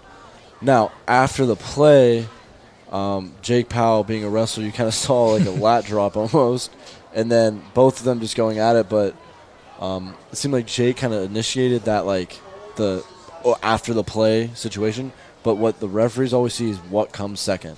It's who retaliates usually gets hit with the call, and that's what happened there. And that is just, with the situation, then they did not need that. So now a third and very long, and with a minute and a half left to go. 3rd and 24. Harris takes it through his hands. That pass intent for number 43, Isaac Puchata. And that'll bring up a 4th down, and the Tigers will send out their punting unit.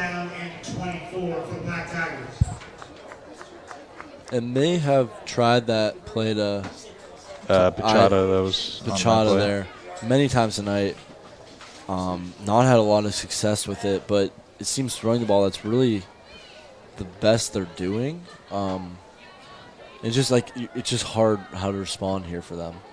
Again, the punt was almost tipped there. And Luke Uzika doing a phenomenal job as flags come in at the end of the play. Harris's punt goes out of bounds at the 39-yard line. There is a penalty flag on the play. As our very own Guy Tepsick is on the screen. Go Spartans.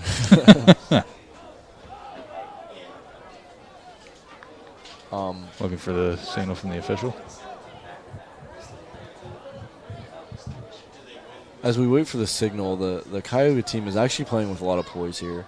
They're down, but they're not being dirty. And some of the Spartans are starting to lose their head. I think they're very excited they're up. It's a playoff game. It's their home field, so there's a little bit of ego behind it. So as the coach for the Spartans, Coach Ignacio, might need in the second half, you're up by 4 scores. Or I'll finish after. 15 yards from the end of the kick, first down. Okay, so Ignacio, though, Coach Ignacio, you might run anything, okay, maybe some more starters, take them out. You don't, like, if you do that, if you take them all out, the team's going to come back. They're a good football team. But you don't want to have guys suspended next week if you go on to win this game. So you got to kind of make a decision here in the second half. Boardman with another opportunity to score this half. Treveri, and he gets sacked. And number 40 on the sack there, that's Johnny Cheek. What a play there by Johnny Cheek. Flew right through the A-gap, got in the backfield, got in Treveri's face. It didn't necessarily light him up, but caused enough chaos in the backfield that Treveri fell to the ground, setting them back. Minute left in the quarter.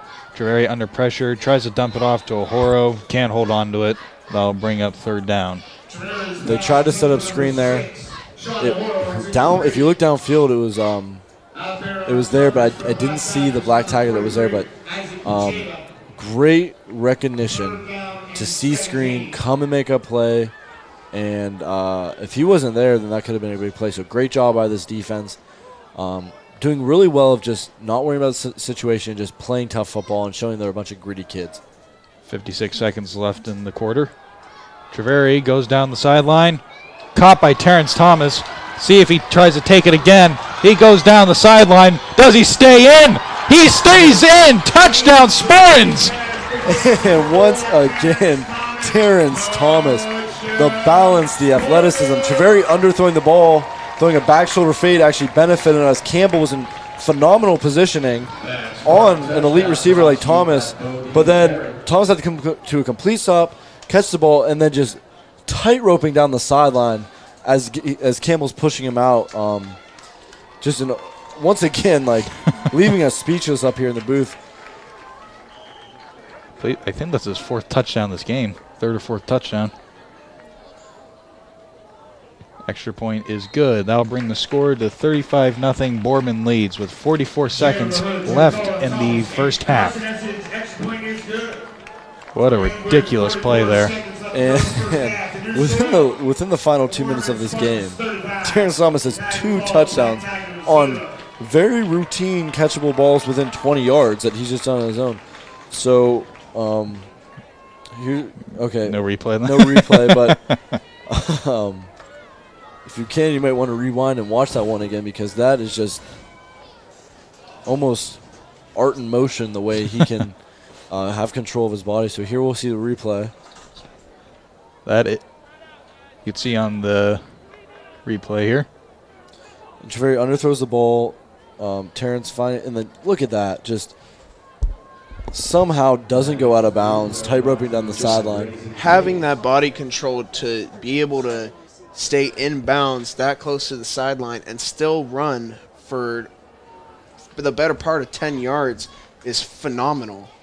And that's the kind of athlete that you have to be. And that tweet kind of summarizing the message tonight. And Ron Glista really, like you said, summarizing the last 2 minutes of this. Really, it's only been in a minute that he's had scored 2 touchdowns. That's his third touchdown tonight, his second receiving. And Campbell making some very athletic moves here. Campbell, one man to beat. Looking, he's brought down by number 9, Stephen Conti. Stephen Conti, a very good player here for the Spartans. He is second in the team in tackles. Very good open field tackler also. Mm-hmm. You see a lot of times, especially in past games, that Stephen Conti is usually the one to make those open field tackles that are very difficult to make. Especially when you're the only person there. But, once you're able to figure out how to make those tackles, you go to a whole nother level in your defense. Exactly. And a lot of kids, they tend to be timid in the open field, but he just attacks downfield and makes a play. Harris throws to his side. That was number 43, Isaac Pachata. On the reception there, gets tackled. Trying to see who that was. Luke Uzika, I think. I believe that's Uzika. Yeah, it was Uzika on the tackle. Great pursuit there. Yeah, and that's a senior who really is just starting to play a good game tonight. Got the hand on the ball, I think, three different times on special teams on the punt. Doesn't start here for the Spartan defense, but is a big role player for them, gets in a lot. An older brother, Alex Uzika, who is a college football player, so an athletic family, and he just came up and made a great play there. And that play will bring us into halftime. Your score, Boardman 35, Tigers 0. We will be back after halftime.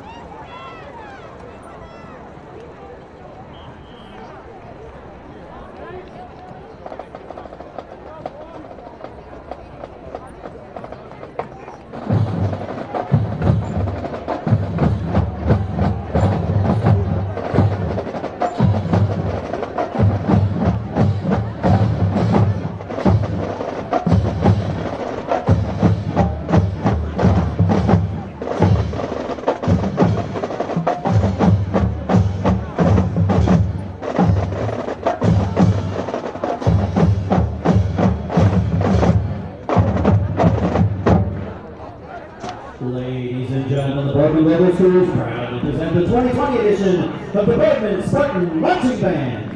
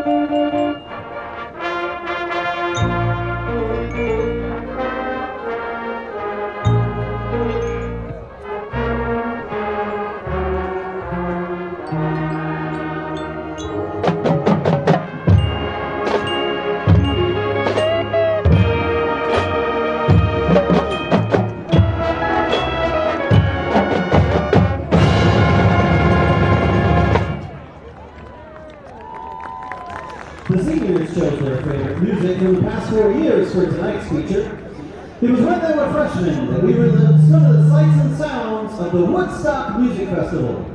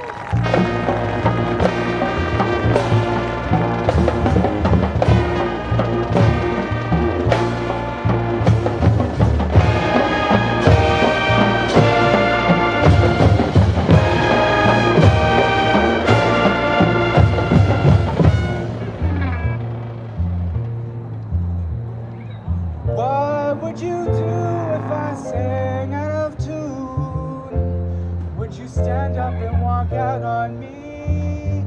Lend me your ear and I'll sing you a song. I will try not to sing out of key. Oh, I get by.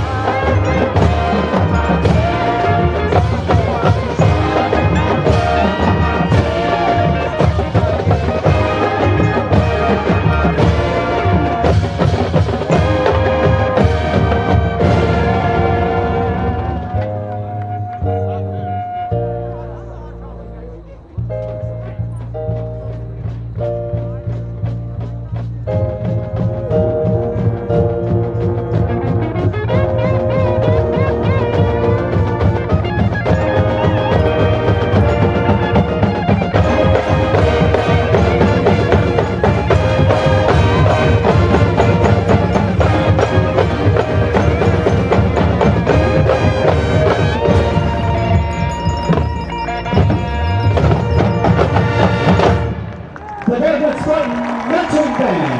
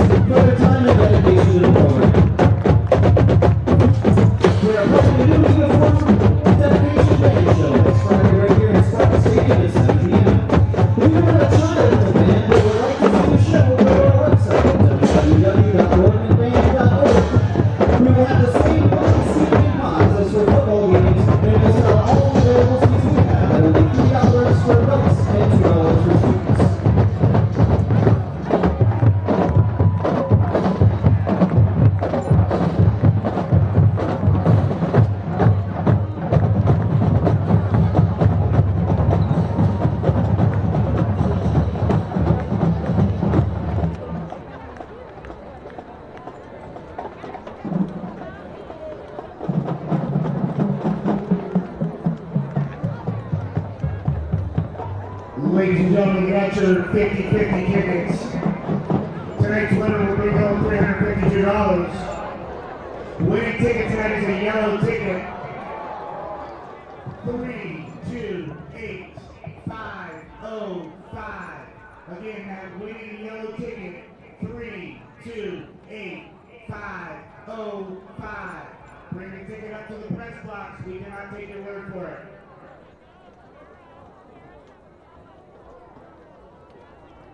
Hi everyone, I'd like to welcome you to Spartan Stadium. I'm Jeff Hammerton, Assistant Athletic Director, and for us to enjoy tonight's game, we have some rules we need you to follow. As you can see, our stadium has been X'd out. We are going to use the phrase X marks the spot this season as where to sit. These are in pods. We have pods of 4 in the reserve section and pods of 3 in the general admission. If your tickets are in the reserve and you are sitting in the pods of 4, please maintain that section the whole entire time. If you are in the general admission in the pods of 3, we ask you to keep with your loved one or family members there. Second thing, we ask you to wear a mask. Any mask will do. I have the blue mask here that I can put on. Keep this on the entire game. If you have a fancy mask or a nice one that you would like to wear, you can wear that one as well. And finally, these are not our rules. These are the governor's rules. If we are to have a season, and this is about the kids, we have to do our part as fans to make that happen. Please ensure that we are doing our part to make our seniors, juniors, sophomores, and freshmen have a great fall season in the 2020. Thank you very much, and we hope you have a great time tonight at Spartan Stadium.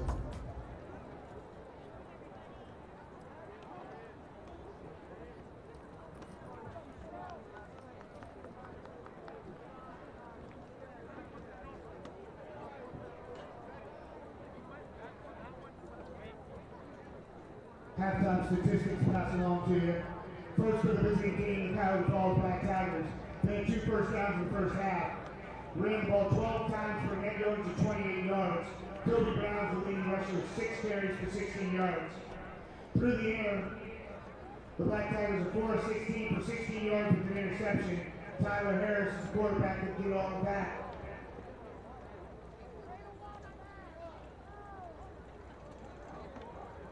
For the Spartans had 6 first downs in the first half. Spartans ran the ball 15 times for 72 yards. Leading rusher was Sean O'Hara, 8 carries, 57 yards and a touchdown. Through the air, the Spartans were 6 of 11 for 170 yards, 3 touchdowns and an interception. Jason Chevalier did all that damage. Leading receivers this evening for the Spartans, Cam Thompson had a catch of 49 yards and a touchdown.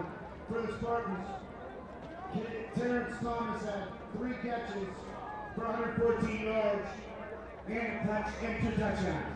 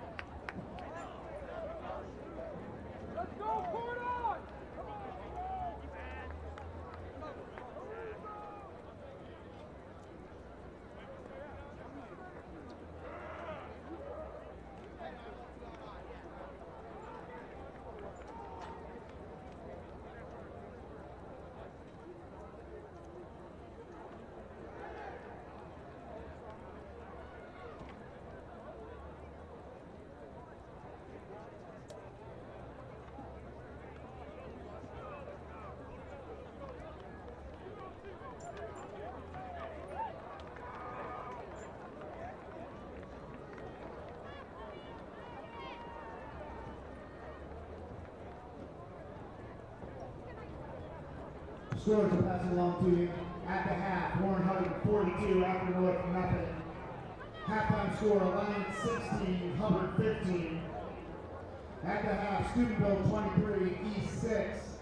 Halftime score Howland 14, Akron Buckle 0. And in the American League, in the bottom of the fourth, the New York Yankees 1, the Tampa Bay Rays 0.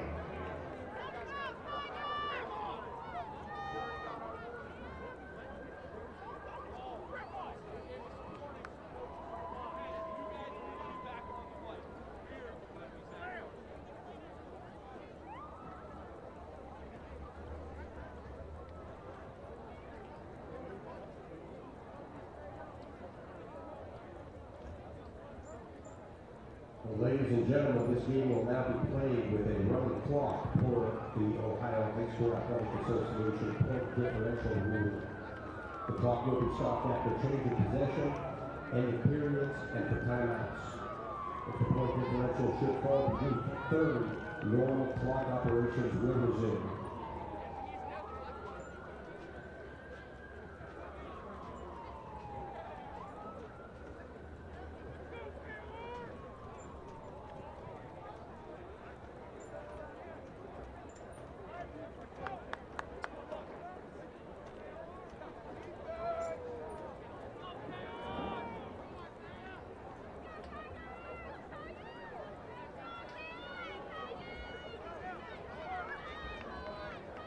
Spartans will kick off to start the second half.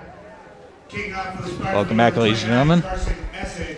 Spartans are going to kick off to start the half. Kicking away is number 29, Carson Essed. Back deep for Kylie Falls, number 28, Isaiah Campbell. Campbell back to receive for the Tigers. And just a quick note, the game is now a running clock because Spartans up by over 30 points. Ball will be returned just past the 40. Isaiah Little on the return. And Isaiah Little doing a good job there, just getting the ball and getting vertical. And the Black Tigers are in good field position now. Possibly make something happen.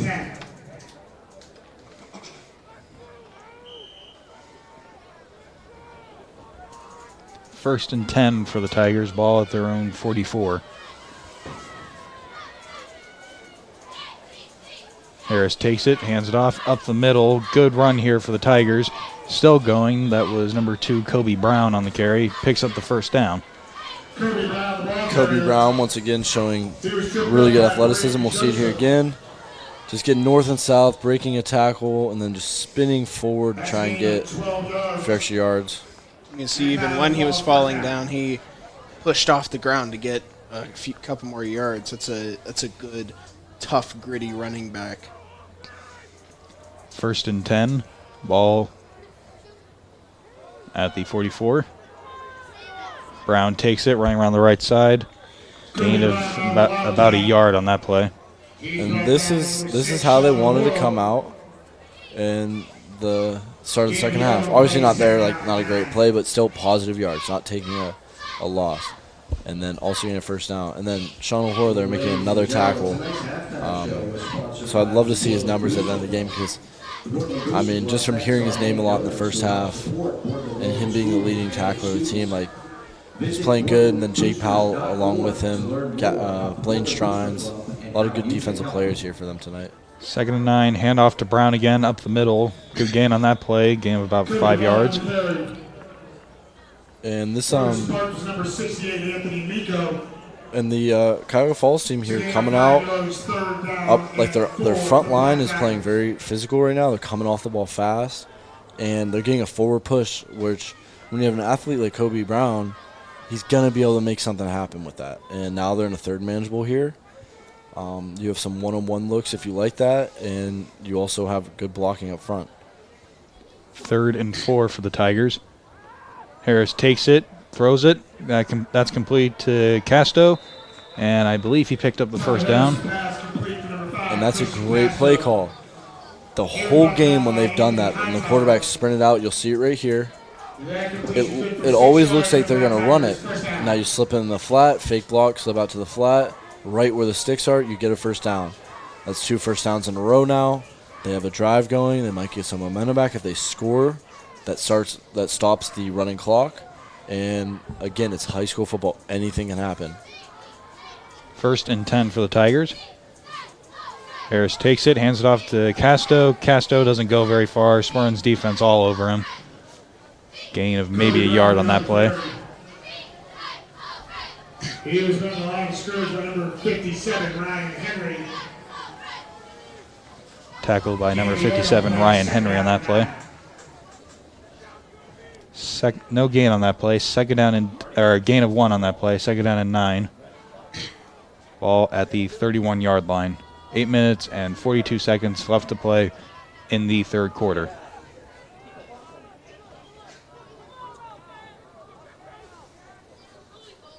Tigers with 2 wideouts to the right. Campbell takes it, Wildcat, running around the right side, gets through a gap, and he gets tripped up at about the 20-yard line. And Campbell once again showing that he's dangerous and open in the open field. And another first down for the Black Tigers. So I would love to have been a fly on the wall in the locker room at halftime for Cuyahoga Falls because, again, you're at risk of this being your last game of the season. It's the playoffs now. You're down 35-0. That's a really hard spot to be in. And then you go in the halftime and you have time to actually let that sit and digest. Like, it'd be really easy for them to get down on themselves. And this team is just resilient and relentless. And they have come out to play football, and they're not going to go out without a fight. 1st and 10. Ball at the Spartan 21. Harris hands it off to Campbell. Campbell running around the right side, gets hit by, trying to see who that was, I believe that was number 5, Jaheim Johnson on the tackle. And what a phenomenal play by Jaheim Johnson. Like Santino mentioned earlier, tackling in the open space is a very hard thing to do, especially at the high school level. It's a very hard thing to learn because you don't, especially as a corner, you're that last line of defense. If they get past you, there's no one left. And Jaheim Johnson being aggressive, saying, hey, I'm just going to come up and make a play. And he did that and just shot through the legs and did a great job. Gain of 3 on that last play. 2nd and 7. That was Brown up the middle. Got wrapped up there by, trying to see who that was. I think number 6, Sean O'Hara there. One of the Spartans was number 9, Stephen Conti. Number 9, Stephen Conti on the tackle there. 6 yards, it'll set up 3rd down. 3rd and 1. Gain of 6 on that last play.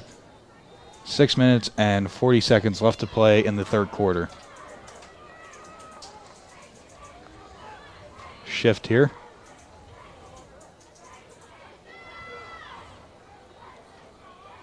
Harris with a man behind him.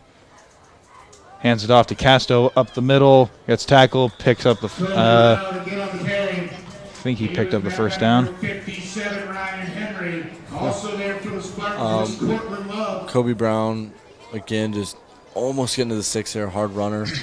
Cortland Love, I don't know what happened on the ground there, but I think he may have almost came out with the football, assuming that Kobe Brown was on the ground, but looks like they'll mark him short. Kobe Brown just came out of the game, which is interesting. That's their best player, right? And you bring him out of your game on your 4th and 1 situation. Now, that leads you to think, okay, you're kind of quicker, smaller guys out of the game. What are you going to bring in? Usually that bigger fullback, and who they use a lot on the offensive side of the football is the number 42, the fullback. And just he's had a lot of catches. Look for maybe him to get the ball right up the middle, and it will replace like a quarterback sneak type where it's just right in the A-gap. It's one of those man-on-man situations where it's like, we're going here to try and stop us. After the measurement, the referees marked the Tigers short. This will be 4th and 1. Big down here for the Tigers. Looks like Campbell's in the backfield. Harris takes it, and he is dropped short. That will be a turnover on downs. Great play by the Spartans. I believe that was O'Horo on the tackle. And O'Horo doing a great job. That was number 23, Richie Evans, I believe. And O'Horo fires from the outside, doing a great job from the outside linebacker position. And again, that open field type mindset. It's not the open field, but it's still like you got to just fire and attack. Can't be timid. He did a great job, and there was a hole there that he almost got the yard to gain, but O'Horo shooting the outside and having another TFL, which is one of the places he leads the Spartan defense in. So having a great night defensively for O'Horo. 1st and 10 for the Spartans from their own 12-yard line. Treveri takes it, hands it off to O'Horo. O'Horo running around the right side. Big gap for him. Gets through, and he is getting dragged. Still going. He is down at the 45. I called that. I thought he was going to go down about 10 yards earlier. And that is how you run the football. And he lost his shoe, it looks like, as well. So bounces it outside, and then just puts his foot in the ground, gets forward. Shoe comes off, and he's still going, and then takes the defender 10 more yards. Now that is just a gritty run. Like, what a phenomenal run by Sean O'Horo. Shoe off, dragging defenders. That's really what you want to see out of a running back. As he's now come out of the game to, I think, retie his shoe. That'll set up 1st and 10 for the Spartans. That's the Hightower.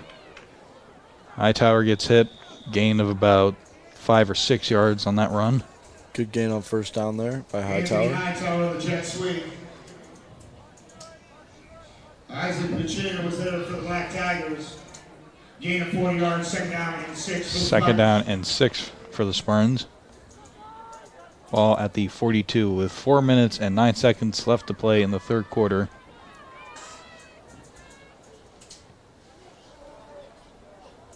Treveri takes it, hands it off. Up the middle again. And he picks up the 1st down. And he's still going. That's Fernando Ortiz. And he goes into the end zone. Touchdown. And this Spartan offense is firing on all cylinders. You have Terrence Thomas scoring tonight, Cameron Thompson scoring tonight, Sean O'Horo, and now the sophomore from Fernando Ortiz, and then Treveri throwing a few touchdowns. The Spartan offense, they're utilizing every single weapon that they have tonight.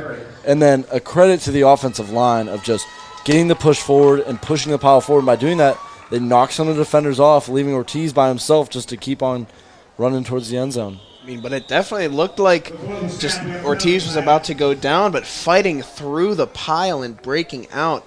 The resiliency of a running back is so important in a football game, especially to your offense. And it just showed there. You can't give up on a play, and because it could be a decision between a touchdown or not making a big play or having a kind of big gain, but he fought through the pile and just ran it in for a touchdown. Took it home and now put the Spartans up even more. There's a false start on Boardman for the extra point. Essett still makes it though. That'll bring the score to 42-0. Boardman leads. And here we'll get to see the run again. Just defender. Oh, there it is. So Cortland Love was behind Fernando Ortiz and just hugged him and started literally running him forward as Black Tiger defenders were just falling off. You'll see here again as Cortland Love there just shoved him forward and willed Ortiz through the chaos to get him to the third level and create a big play. You gotta love your lineman support for everyone. You have to. They make everything happen or don't happen. 3 minutes and 43 seconds left to play in the third quarter. Scoring drive for the Spartans. Spartans went 88 yards in 3 plays. Took 2 minutes and 12 seconds off the clock. That drive was and as you hear there, 3 plays, 88 yards. Took 2 minutes and 12 seconds off the clock. Once again, that leaves them with 3 minutes and 43 seconds left to play in the third quarter. And now we have the quarter ad. L. Calvin Jones, the Valley's leader in business, home, and auto insurance since 1911, proving that knowledge is power. They are proud supporters of the Boardman local schools. Go Spartans. Kicking off for the Spartans, number 29, Carson Essett. Once again, out to kick for the Spartans is number 29, Carson Essett.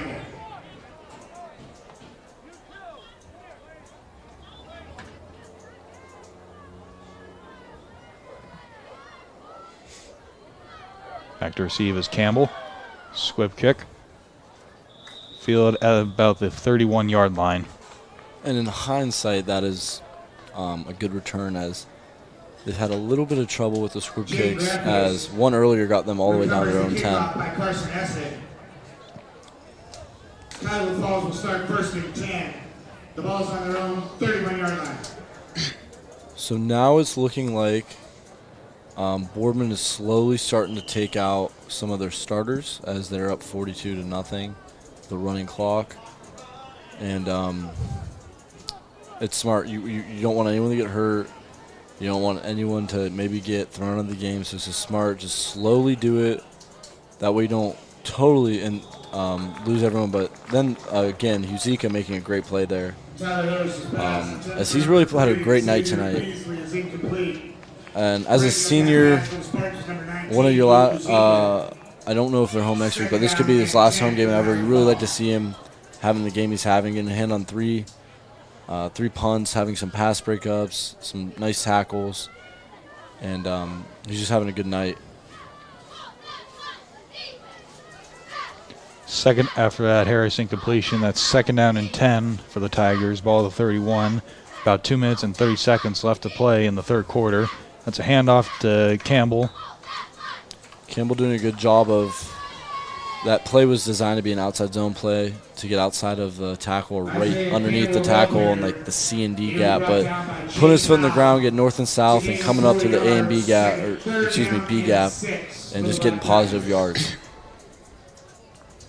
Because all it is about setting up the next play, setting up the opportunity to get a first down. 3rd down and 6. Ball at the 35 for the Tigers. 1 minute and 55 left to play in the third quarter. Clock is ticking.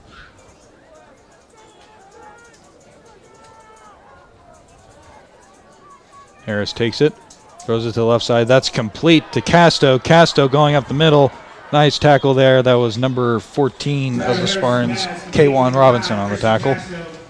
And what a great play all around. Great throw here. We'll see it again by Tyler Harris, finding that second window, they call it on slant routes. Finding the second window, and then Casto finding that space, sitting in it, getting the reception, and then getting upfield for a big play here for the Cuyahoga Falls Black Tigers.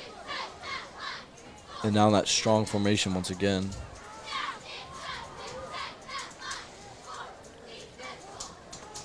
Hands it off to Brown up the middle. Gain of about, looked like 7 or 8 on that play. Jared Mahood gets credit with that tackle for the Spartans. Jared Mahood on the tackle. Pick up of 6 yards, second down and 4.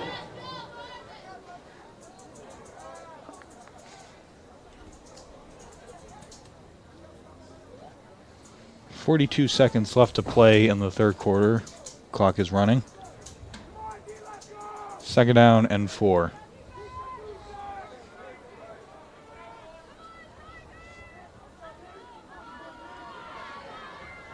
Harris hands it off up the middle. And looks like he'll pick up the first down on that play. Cody Brown, the ball carrier. He is brought down the host. The Spartans led by number 24, Daniel Vetty. And Jake Powell doing another great job of 4 yards. getting upfield, getting first hand on the ball carrier there. And then just obviously giving up the first down, but he beat his guy initially and then gave himself an opportunity to make a tackle, which is really all you can ask of him. And with that play, that'll bring it into the third quarter. Your score, Boardman 42, Cuyahoga 0. We'll be back at the beginning of the fourth and final quarter. We ask that everyone in attendance wear a facial covering, use proper hygiene, and keep yourself and your family 6 feet apart from others.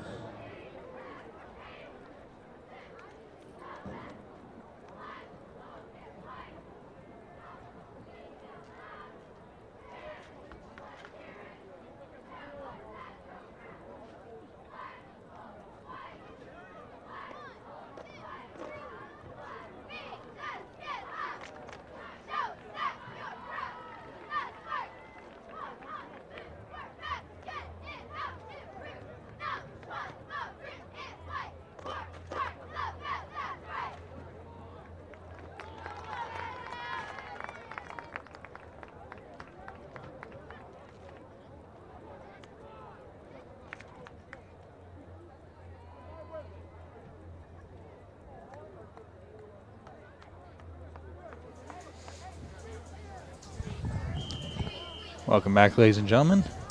First and 10 for the Tigers. Campbell will take himself in the Wildcat. Campbell shakes a tackler, but he gets wrapped up at about the 30-yard line.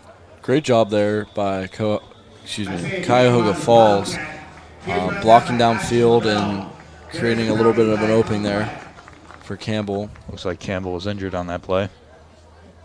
And that is not something you want to see. One of the leaders of the team. He just by the way he presents himself and the way he plays, and presumably probably the last game of their season, unless they. But the way Ohio is doing it this year is they're allowing you to, if you do get out of the playoffs early, you can schedule like, I guess, exhibition games later on the season. But if they don't have any of those, this could be their last game. So you just don't want to see them go out that way, especially with the whole entire fourth quarter left to go to just get all his last playing out. Looks like he got up on his own power and he's walking. So that's a good sign. And now that really just leaves, as he's more of their power back, I would say, is Kobe Brown is their more scat back. But that just leaves Kobe Brown and number 43, the fullback, Isaac Pachuta. Harris takes it, throws it to the right side. Gets wrapped up by, that was number 5, Jaheim Johnson, just at the 30, gain of about a yard on that pass. And Jaheim Johnson's having a game today. An interception with a nice toe drag. He's made a pass breakup or two and a few tackles, and starting to really come together as a full game for him, which his brother, Jason Klingscale, a few years older, was another really good corner for the Boardman Spartans, and Jaheim Johnson seemingly following in his footsteps.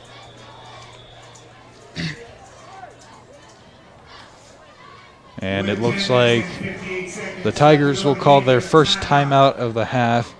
Your score, Spartans 42, Tigers 0. We'll be back after the timeout.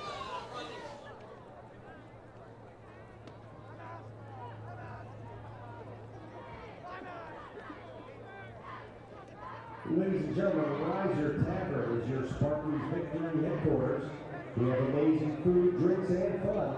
Stop in after the game. Thank you to our fourth quarter sponsor, Riser Grill and Tavern. And now the final quarter of the game. Riser Tavern is your Spartans victory party headquarters. We have amazing food, drinks, and fun. Stop in after the game.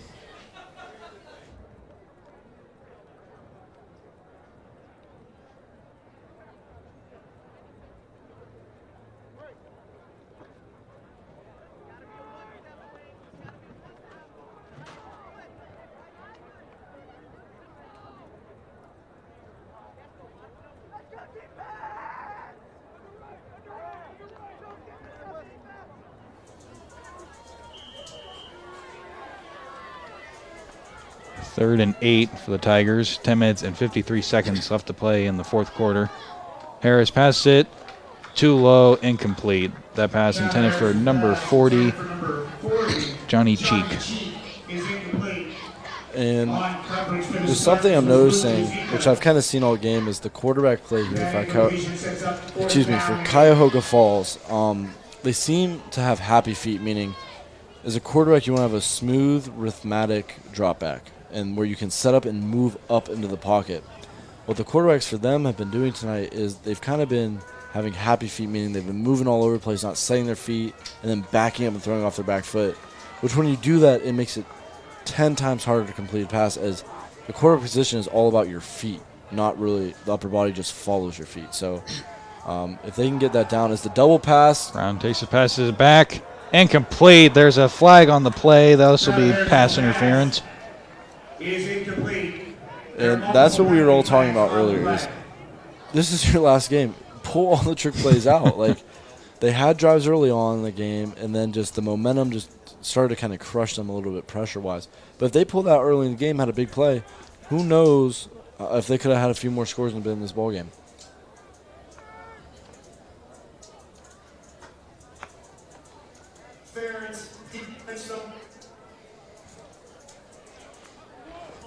Number 50. Fourth down. Okay, so his mic cut out a little bit. So what the call is here is there's pass interference on the defense, which we all saw. But number 50 on the offensive line for Cuyahoga Falls was an ineligible man downfield, meaning the way the numbers are set and the way, depending on who's on the ball and who's off the ball, I mean, if you're covered, if someone is on the line of scrimmage further down the line than you and covers you, you cannot go downfield. And a lineman, the linemen are always covered in most formations. He was past 5 yards down the field, causing that Cuyahoga Falls to have a penalty, which would offset both penalties, meaning neither of them count. 4th and 8 here. Harris passes it over the middle to Casto, and it looks like he is short. That'll be a turnover on downs for the Spartans, and they will take over right about at the 23-yard line. And we've seen them run that play a lot when they need a yard to gain in a 3rd or 4th down scenario. I would say majority of the time it was working for them, and it would have worked there. They're just 1 yard short of it. I do like the idea. A lot of teams think like you have to throw it past the sticks. Sometimes you can throw it in front of the sticks, and you have a good athlete, or even an average athlete, they can get a yard or two just by putting their shoulder down. Obviously, it didn't work for them in that scenario, but it was very close, and it's not that terrible of a play call. Run around the left side. I believe this is Ortiz on the carry. Brought down at the 30-yard line, just about 4 short of the first down. Ortiz is a sophomore only, a big, powerful back for a sophomore, and kind of a good, I think next year might be able to, we've only really seen him in late games when it's more JV on JV, but possibly next year has a lot of potential to help O'Horo in the backfield a little bit. Hands it off. Swarmed at about the 35. Johnny Cheek was first there for Cuyahoga Falls. Looks like that'll be enough for the Spartans for a first down. And no Colin Thomas in at quarterback now.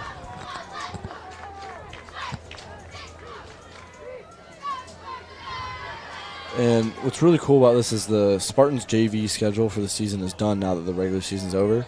So a lot of these kids were thinking, oh, maybe we might not get any more live football in again. So it's really cool that they get to get back in here and get more playing time, as Ortiz makes a great move there. Nice cut inside by Ortiz. Brought down just before the first down marker. 7 minutes and 40 seconds left to play in the fourth quarter. Clock is ticking. Spartans trying to whittle down the clock here. 2nd down and 1. Ball at the 44. And now Marcel Tomlin in at running back. A really energetic kid. Another really good running back from what I've seen out of him this year. He'll be brought down short of the first down. Marcel Tomlin on the carry for the Spartans. Tomlin carrying that. Bring up 3rd and 1. 7 minutes left to play in the fourth quarter.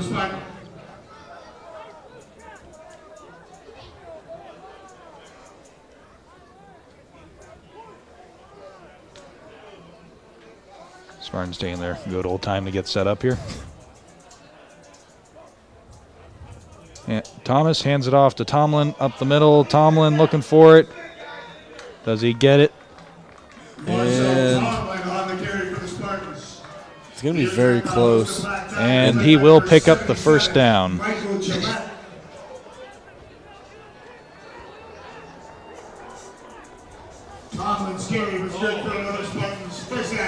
And once again, the clock is continuous, so in high school and college as well, when you get a first down, the clock would stop for the chains to set, but it is not due to the running clock, as we're just about 6 minutes left in the game.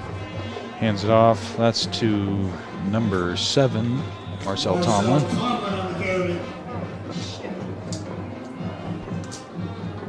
Shane Grappius was there for the Black Tigers.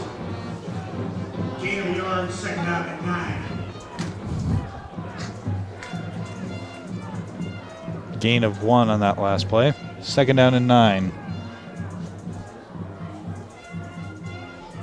Ball at the 43.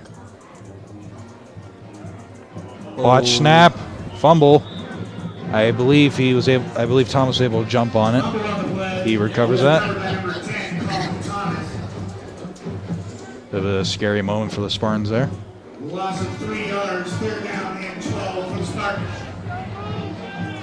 And now Ortiz back in the game at running back. Cuyahoga Falls defense still showing a lot of heart here. No giving up out of them. 3rd down and 12. Ortiz will take it. And he's brought down to the 50. Gain of about 4 or 5 on that run. And brought down by Isaiah Little. Gain of 6 yards. 4th and 6 for the Spartans.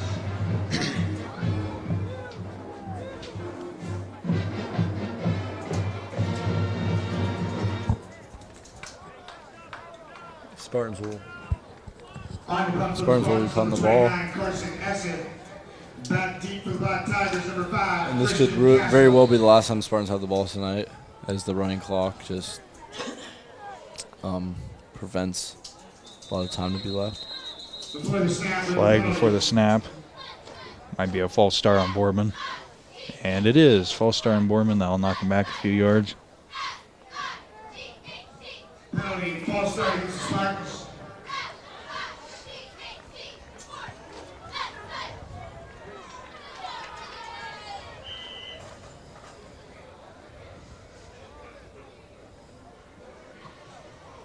Punting away is number 29, Carson Essed. Back to receive is number 5, Christian Casto.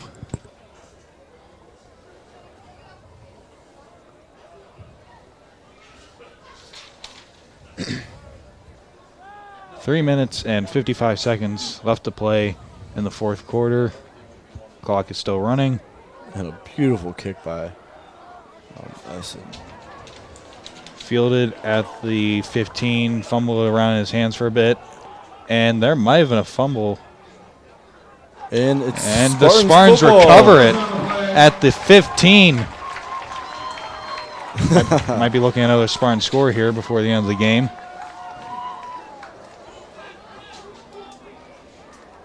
Trying to see who recovered that. Spartans recover the fumble. Spartans have the ball, 1st and 10. Starting off, great kick by Carson Essig. Fumbling the ball around. And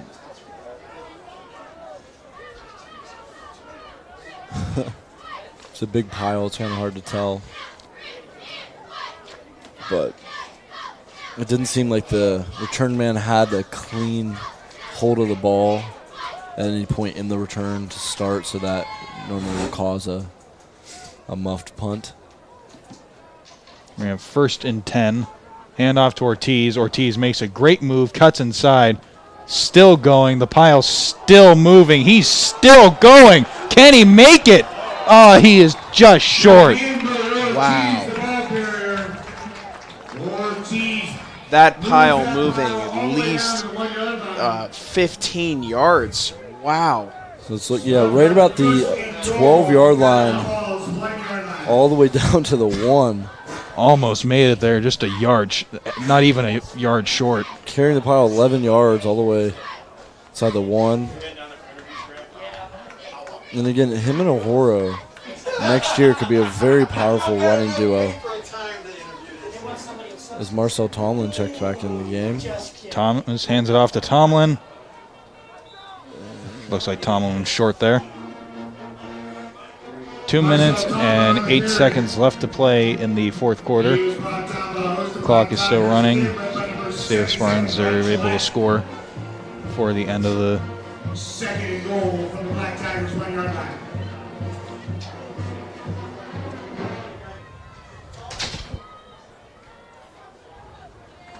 Hands it off to Tomlin. Tomlin again running around the left side. Does he get in? And he does. Touchdown, Spartans. Touchdown, Marcel Tomlin. And you can't feel anything but happy for that kid. Really just a hard worker all season. Didn't get in a lot. And also a young kid, though, too. But just really love to see that, getting a touchdown. And what is that now, the 5th Spartan? And if you include Treveri, the 6th Spartan now to have be involved in a touchdown. So Spartan offense really being able to distribute the ball well tonight. Extra point is good. That'll make the score 49-0. Boardman leads with 1:40 left in the 4th quarter of this game. And the Spartan offense putting up 49 points in multiple weeks at this point, or at least 49, is extremely impressive, especially considering in recent past years the inability to do that has been a lot. Like I don't remember any time the Spartans have been able to do that in recent years. So a testament to the athletes the Spartans have on the offensive side of the ball.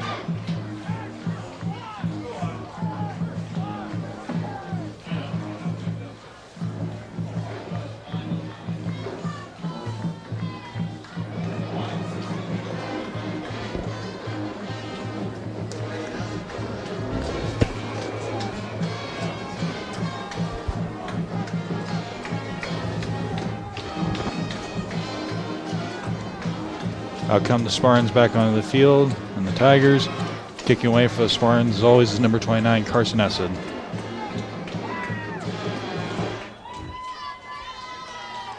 Kicking up for the Spartans, number 29, Carson Essig. Back to receive is number 28, Isaiah Campbell.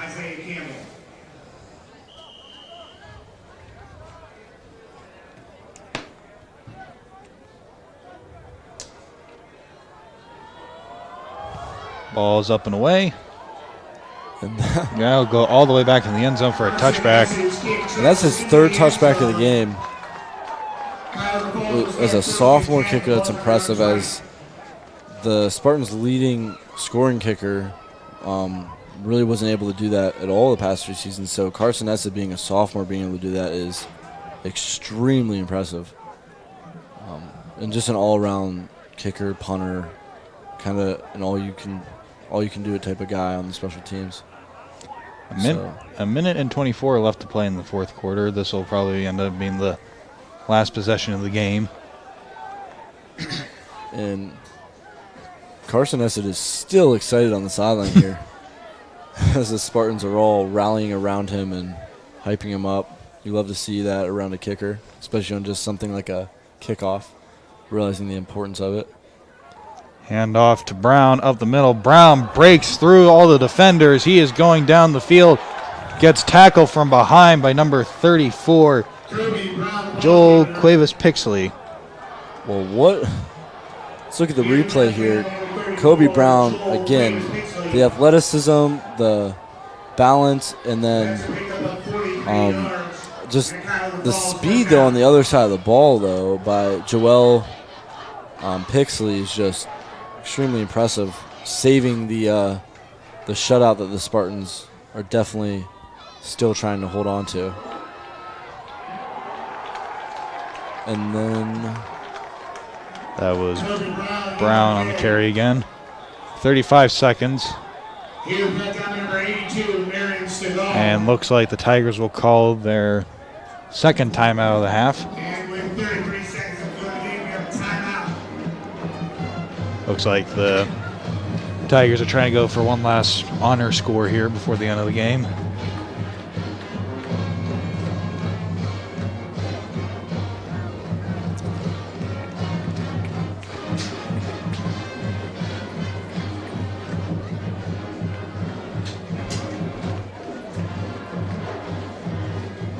And you think Coach Popio here preaching to the defense right now, hey guys, you know, we've played so hard tonight to hold to a shutout, which for defense is probably the best thing you can do. It would be like the offense scoring 49 points for the defense. Like, that's a really big thing for them. And probably preaching to them, guys, like, let's have some pride here. I don't care. There's 33 seconds left. Play every snap hard the rest of the game and hold this shutout for everyone on the team that has worked so hard to get that tonight. In the playoffs, that's a hard thing to do in Ohio, especially in Northeast Ohio in Division II. Out comes the teams back onto the field. Harris takes it, looking, under pressure, has to run, looking, throws for the end zone. Incomplete, almost an interception on that play. I think that was number 36, Ryan Loftus, on the coverage. And that, just great job by the quarterback there, extending the play, giving his receiver a chance to go up and make a play in the end zone. And with that, the Spartans will hold on to their shutout. Your final score, Boardman 49, Cuyahoga Falls 0. Spartans win their first playoff game, and they will play Painesville away next week. I'm Guy Tepsick here with my colleagues Michael Horo and Santino Angelilli, and we will see you next time.